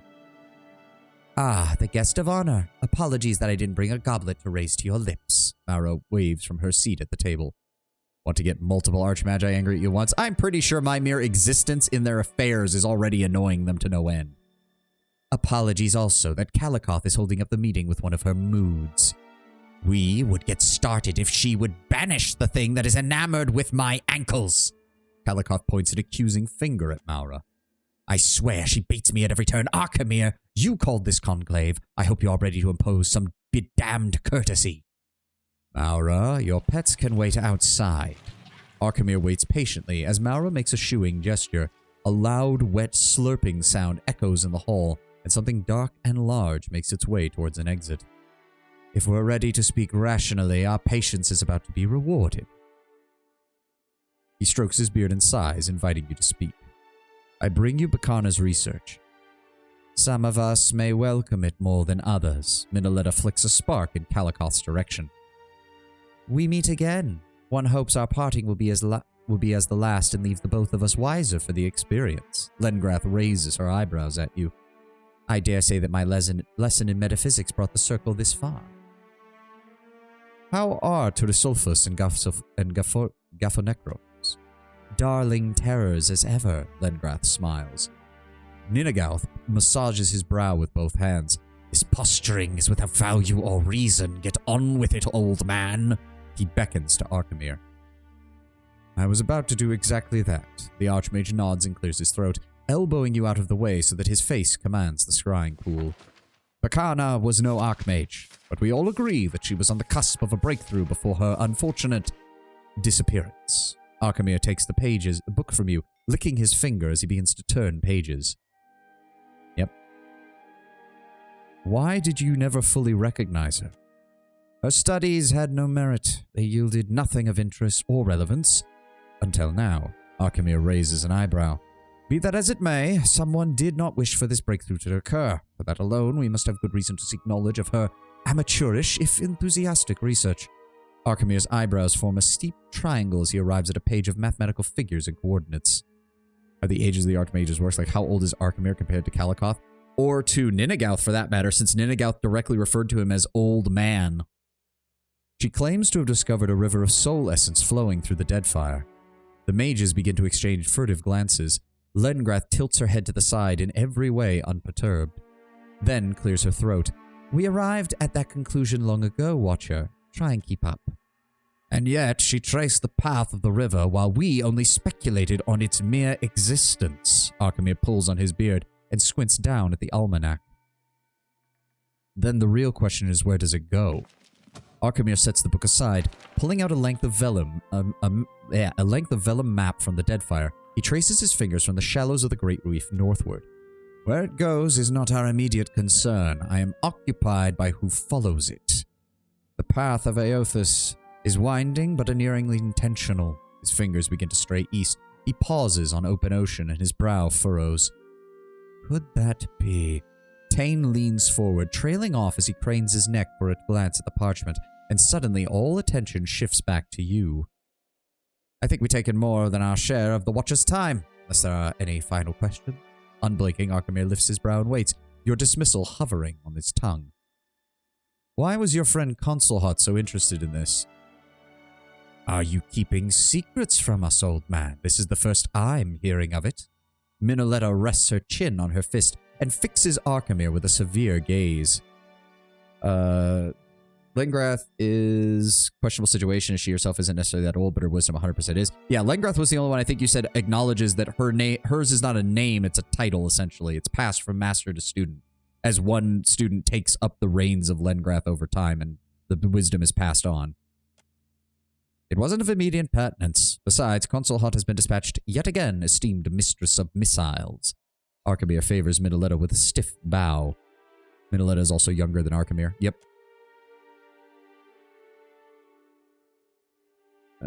Which one is talking? Minoletta is talking. Your flattery has gone stale. To address the Watcher, I imagine that Consulhot wished to sustain his wicked existence on a font of essence.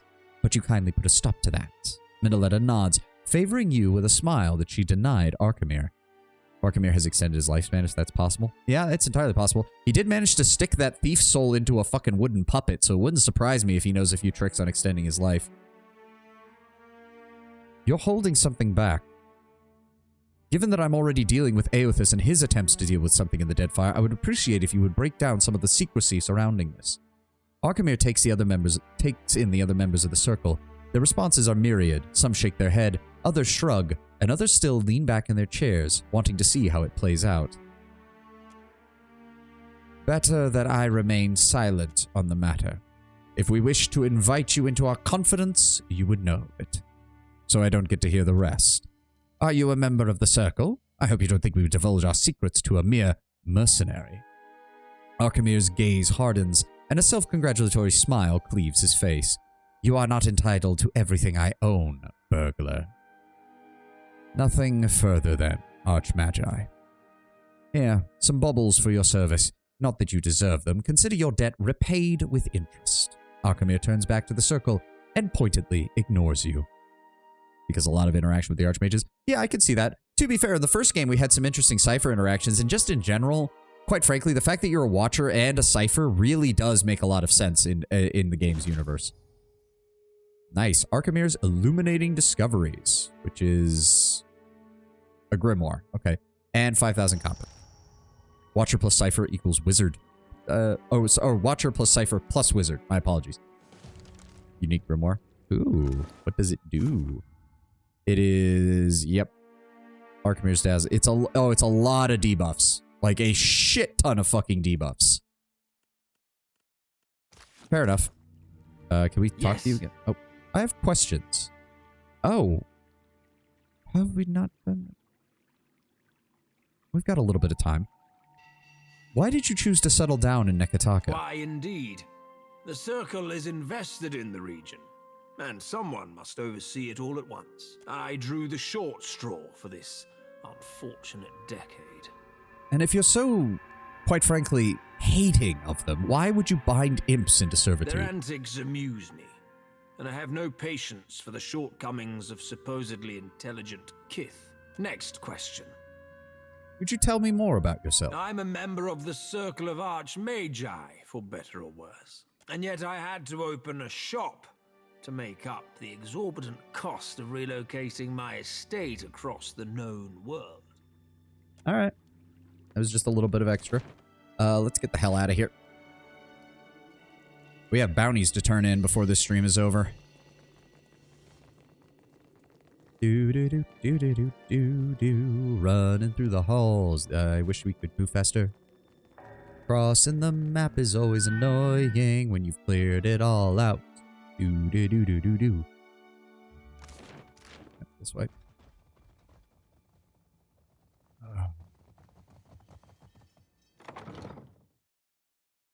Ah. My wrist pop. Okay, was there anybody... So, how would you be saying Barnacle asked Bilge Swallow? I would not. But were you to be saying it, how would you? I would get a pirate to do it by grabbing one and sticking a sword up their... Aye, ma'am, understood.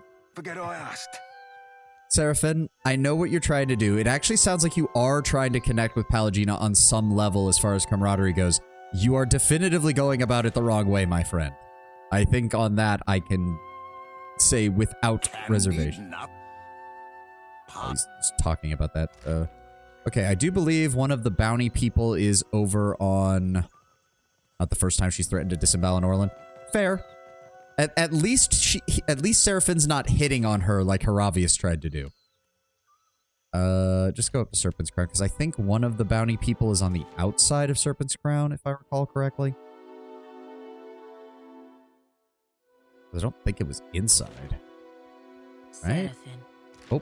I am glad that you were able to see Remaro one last time before he left. Aye, it were worthwhile. Not that I ain't aiming to set eyes on the old sawbones again. Assuming the captain don't get us all good and dead first. Hey, we managed to survive Rimmerdan's realm. Days ahead. Oh, see. I like it when they get along. I do. I actually honestly do. It's nice when your party member... Like, yes, party members having conflict is interesting for the story. No doubt about it. But I also do like it when they do have moments of connection. Like, of course, having just helped Pallegina with the Animancer who helped her when she was younger, of course she's going to relate to Seraphin finally getting a chance to say goodbye to his mentor. Right next to the pet vendor. Oh, you're right. And we have money now. Akira. You.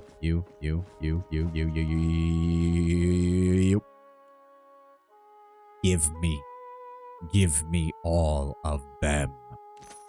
Thank you.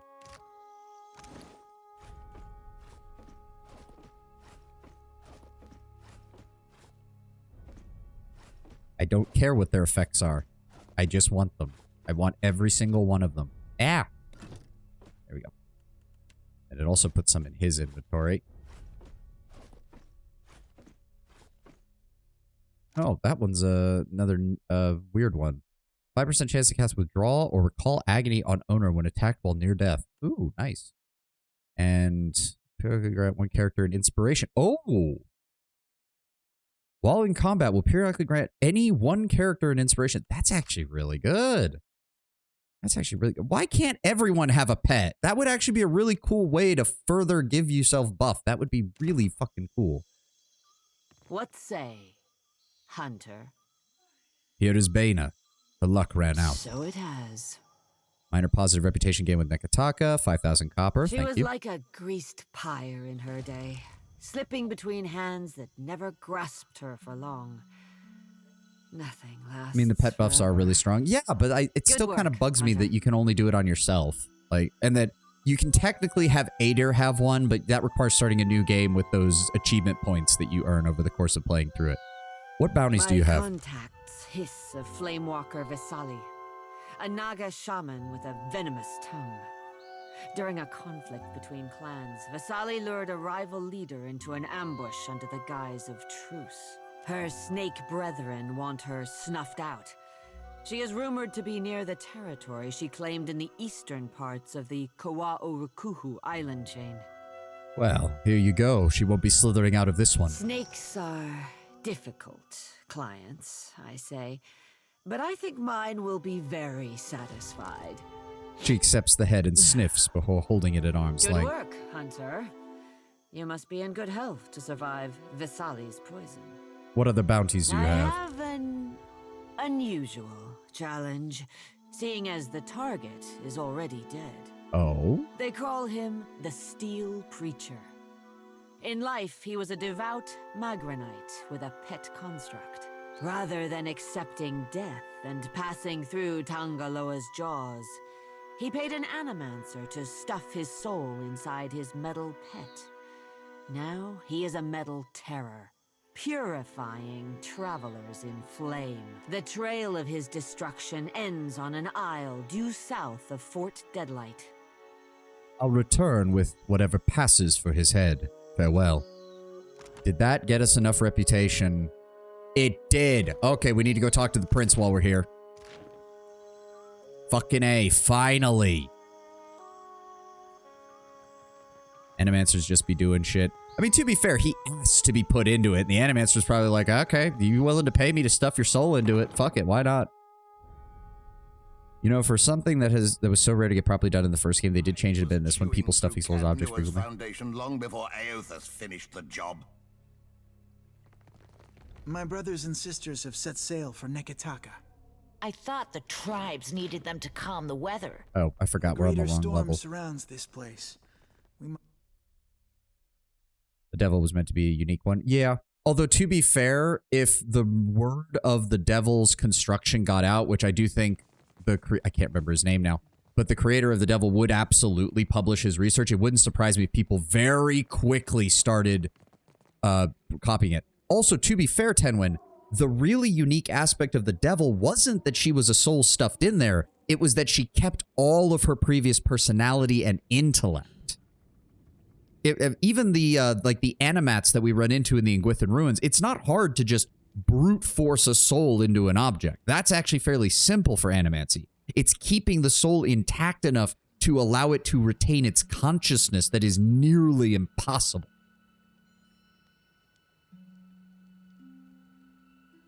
It's something that the Ingwithans, it appears, didn't even try. They seem to have skipped that entirely once they figured out they could ascend to godhood. Because we don't see any intelligent animats from that age, but they certainly had the ability to do it. Okay, Prince, are you willing to fucking believe me and send people to help in the gullet? Leave me in suspense, I say. Have you found Matario Cozy? If you have questions, again, you bring Akira. For what would she sit on her hands if she had the time? The tribes beyond our city look to her as well, and the problems are as numerous as fish in the sea. I thought... If you have more what to the say, fuck? I am not above listening. Again, you bring this if you have more...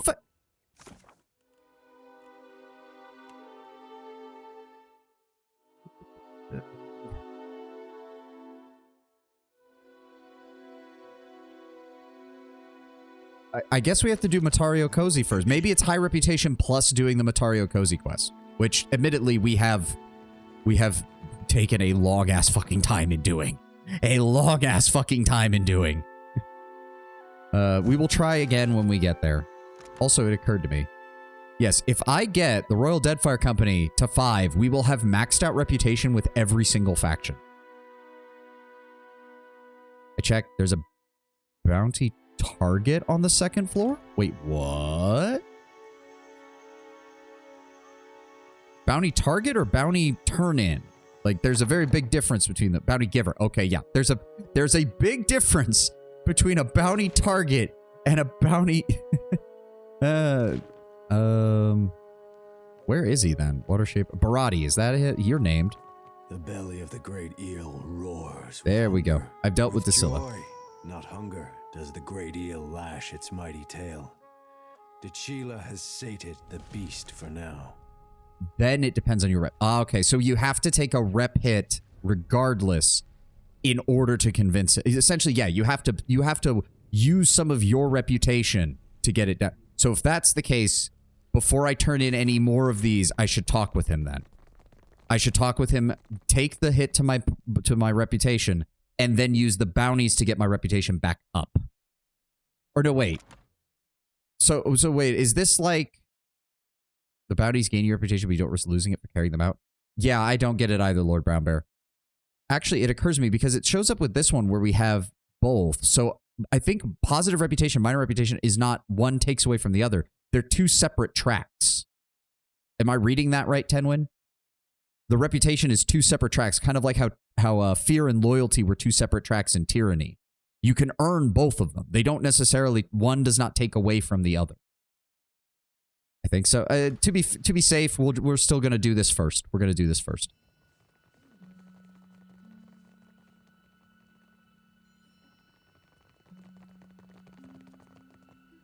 Do not leave me in suspense if you have questions. Yeah, food shortage in the gullet. Bring this up. Speak on, I say. My prince, it would be a shame if I had to take this to the trading companies or to some other foreign intervention in order to recognize the failure of this leadership. Akira, if one framed it that way. The prince squeezes his hands into fists. Dredge up the resources to feed the Raparu if the meat must come from my own body. The work of keeping pace with our rivals. There is no end, I say. Haruihi sighs and shakes his head. More to say, okay, there we go. And now we can go talk to Inoi after I get done turning in these bounties. Okay, and I don't even... That wasn't even enough to tick up my negative reputation at all. Oh my god, we avoided this for so long and we didn't have to. Ugh, story of my life with a blind playthrough. Oh, I'm not angry, Tenwin. You don't even have to do that. I'm not angry. It's just kind of annoying that I couldn't figure that out. The belly of the what bounties do you have? Of Tangaloa Nash about a Rauatayan captain named Ohiro. Barati folds his arms and closes his eyes, exhaling sharply. His cannon fire echoes in the ears of slumbering gods. The beast cries out for a more restful dead fire. Here is his flag. I've already dealt with him. And the seas grow quiet while Tangaloa grows fat on outsider meat. Moderate positive reputation, 2,300 copper, more experience. The great eel swims toward Rafik, the Redbeard. But the Principe captain outpaces even the gods. Rafik sinks Wana ships for joy and plunder. This cannot stand. Are you just walking around with a bag full of heads? I'd like to imagine that I'm having Seraphin carry them because I love the idea. I think he would find it hilarious carrying around like a basket full of heads and being like, yep, look at all the bounties we hunted down. Tangaloa relishes any good meal, but I say justice makes for a savory dish.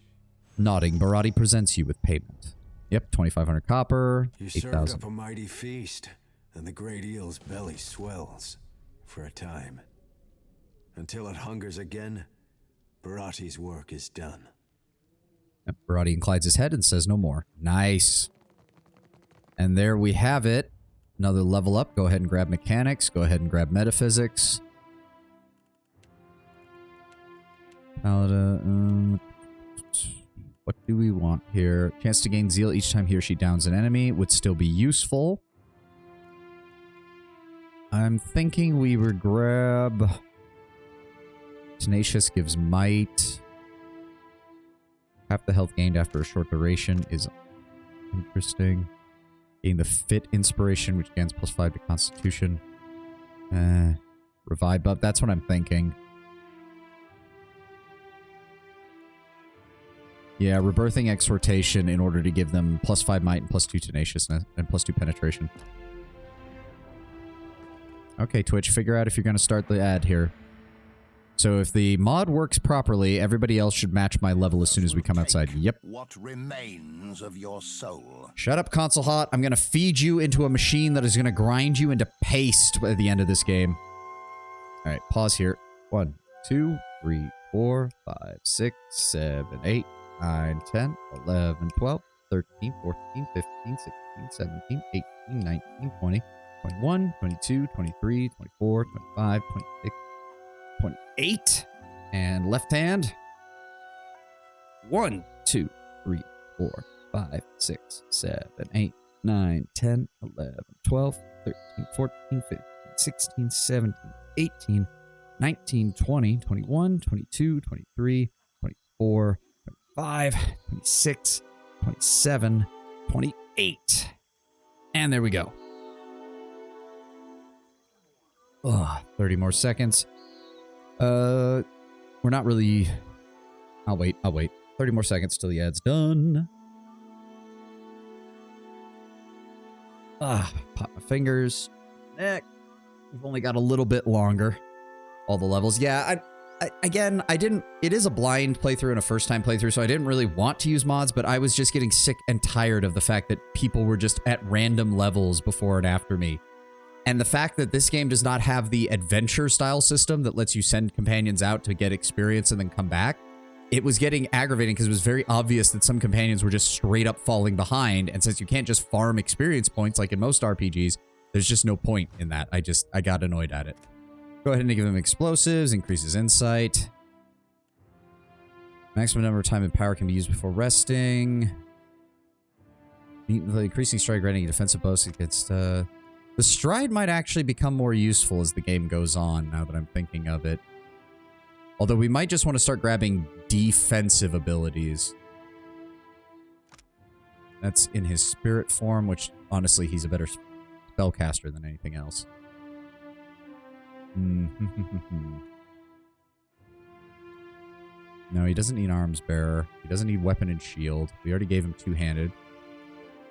My pillage run, I'm going to try and actively pick more fight. Oh, you're going to go full aggression, Lord Brownbear? Just screw the diplomacy? Not the worst idea. Not the worst idea. Honestly, spell resistance for him is probably going to be a good idea. Bleakwalker Rut is fun. Yeah. I will admit, Tenwin, especially in this game, since you actually have an attack command that's easily available, I would actually find it hilarious if someone did a full-on psychopath genocide run and just started killing everyone. Like, even companions. Like, don't even recruit companions. Recruit mercenaries and use only them and kill everyone in the Deadfire. And if you can do that in the first game, do that too. Just see what happens. You get a bad ending if you recall. Oh, right. You did say in the first game they had a condition for that to cause a bad ending. Fair enough. Okay, do the quests and then kill them. Theo sees you. What the fuck? Actually, no, Brown Bear. I could totally see it as Theo sees you and is like, see, this is why I needed to kill everyone and take control of things, because of people like you, you crazy bastard.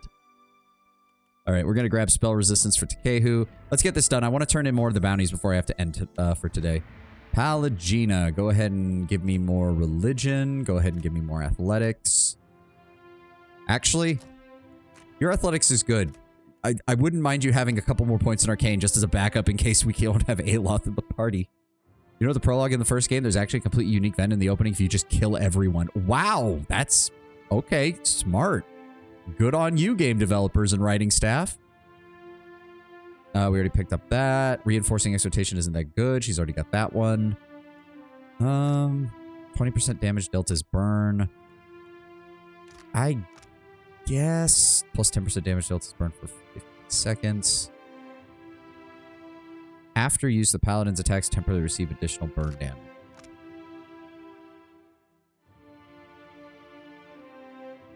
Yeah, so Flames of Devotion is one attack, and then Eternal Devotion gives you a minor bonus for 15. It's not the worst, but... Resistant... I'm thinking we grab more resistances for her. She is a frontliner. I'm going to go ahead and grab her Tough and further increase her health. Jody, more religion, more alchemy. Go ahead and grab Hand of Wheel and Woe, because those high-level pre-spells are fucking good. Seraphin, more stealth, more streetwise.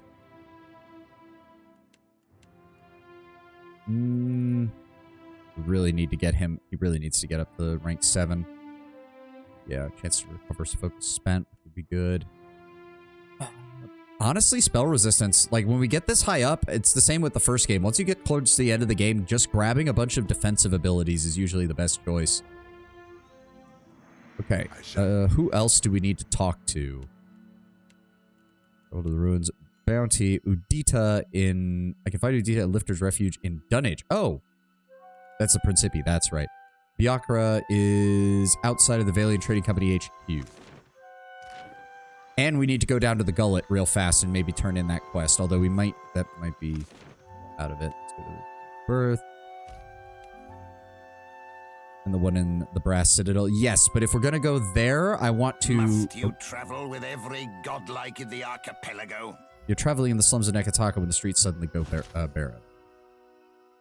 A group of kith detached from the shadows. Cloaked and armored men and women are nothing as they spread around you. Blades drawn. Identify the ambushers. Oh. The approaching kith were little in the way of identifying marks, but their mass suggests possible ties of lead and key. Oh, if only I had Aloth in the party. God damn it. They may be members of the Steel Garrote, servants of Wodaka.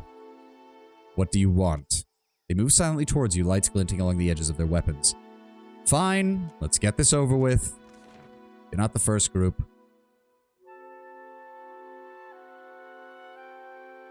Hey boys, how is Theos? I haven't seen the old goat in some time.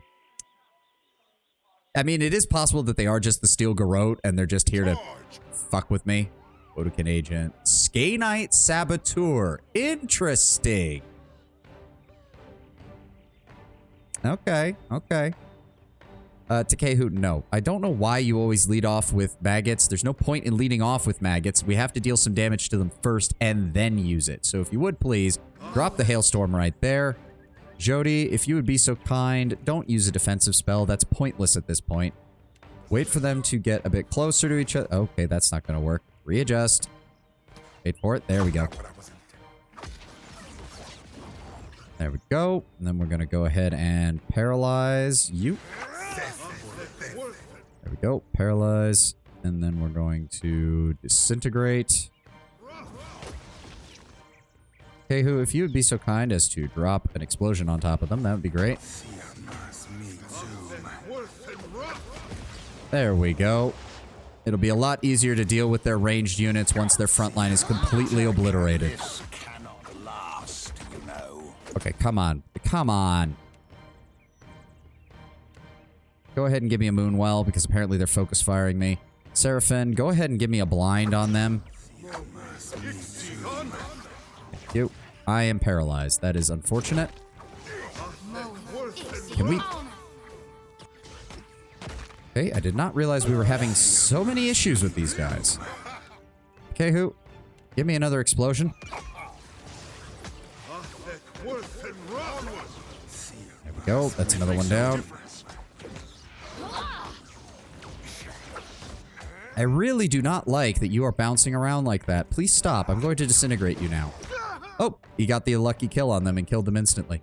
Okay, but seriously, can this frickin' knight just die already?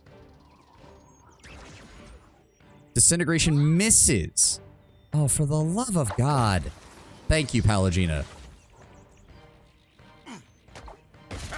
And then he exploded. Son of a cur! Okay, do you guys have anything that actually explains? Ooh, Rings of Minor Deflection, Gauntlets of Accuracy, Superb Armor.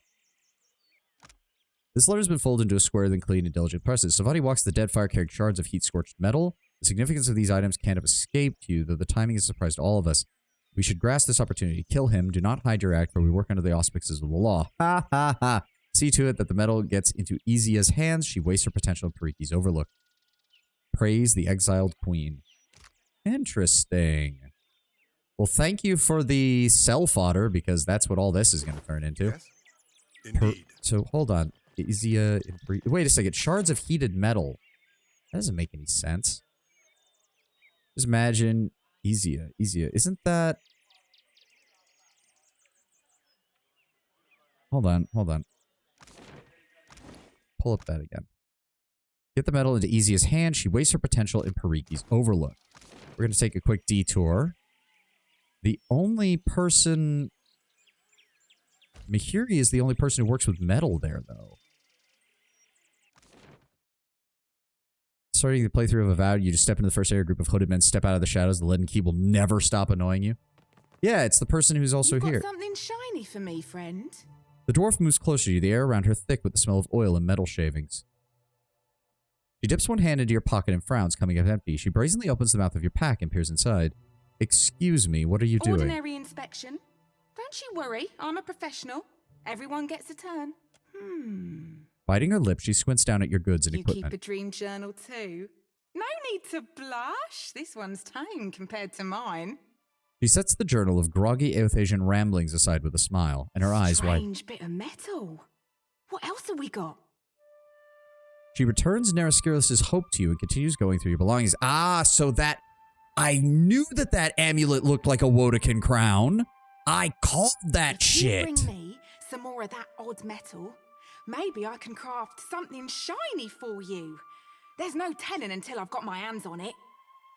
I was waylaid by some assassins who mentioned you by name. Did they, now? The side of her mouth twitches. Well, lots of folks know me. And lots of folks aren't entirely nice. But you should know all about that, seeing as you look ready for a fight. She scans you up and down, nodding with approval. Why are you so curious about my belongings? Promise you won't laugh. See, it all started with this dream I had. She averts her gaze and coughs lightly. All I remember is a woman opened this satchel and gave me 3 pieces of dark metal. Told me that she had lost them, but that if I kept my eyes open, they'd be found again one day.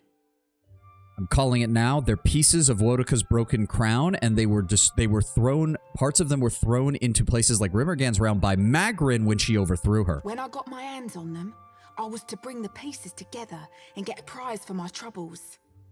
Isn't that a strange calling? She scratches the back of her head and I was shrugs. just a girl when I had that dream, but it stuck with me like hagfish to the roof of my mouth. So if you find any unusual metals, you bring them to me first, yeah?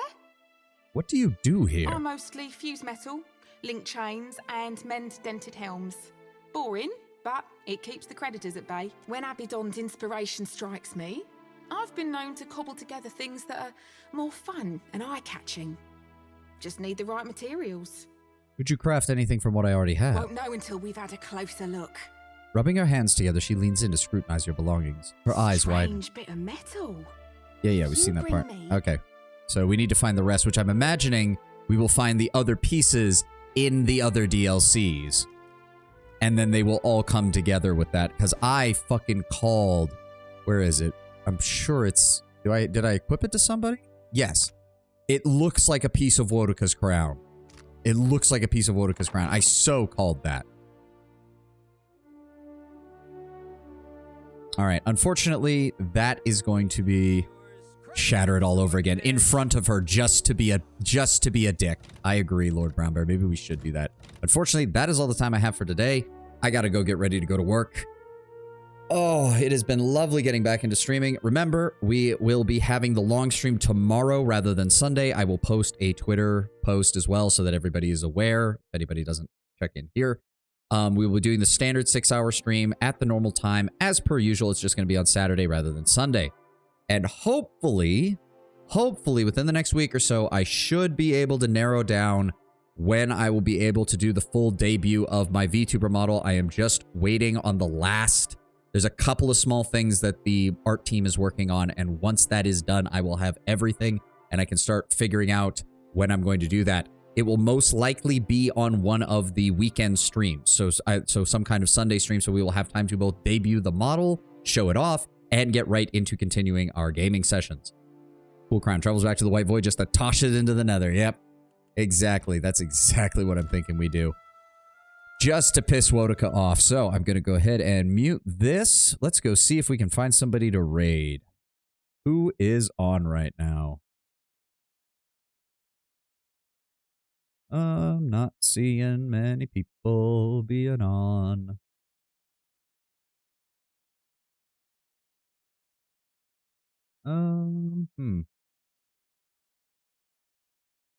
I always feel weird I always feel weird raiding into anybody too big. And I don't know. It it feels like you should only be raiding into people who are at least only somewhat bigger than you, because it always feels odd to raid into someone really big, and especially if you don't participate much in their chat. Just, I don't know. My social anxiety is kicking in on something that is completely parasocial and completely unrelated to any of this. Ugh. Oh, you know what? We're going to raid into Radia Active. She is just starting up her stream from the looks of it. It looks like she'll be playing Portal 2 later. She is a Scorpion VTuber, Scorpion Girl VTuber. You couldn't tell from my own design, I have a thing for bug VTubers. I like their designs a lot. So we're going to raid into them. Why not? Why not? But yes, thank you all for participating in the raid as well. I know not everybody sticks around to watch whoever I raid into. I understand that, but it does mean a lot to me that everybody joins in just so that we can hopefully get some additional followers and stuff from raiding into people. So, got a thing for bugs, huh? Okay, not in that way, Tenwin, but I do like the bug girls. Trust me, if we ever get a chance to raid into Juniper Actius's stream, I'm doing it in a heartbeat because her fucking designs are peak. If I blow up, if I manage to do well at streaming and blow up as a VTuber and get some level of success, I am absolutely going to try and get a model rigged and made by her because she does impeccable goddamn work with her stuff, and all of it is made by her. It is amazing. But that being said, thank you all for being here. Thank you all for joining us on this glorious Friday. I hope you all have an amazing rest of your day, and I will see you tomorrow for our extra long stream, and I hope you all have a great weekend. Thank you so much for being here. It means a lot.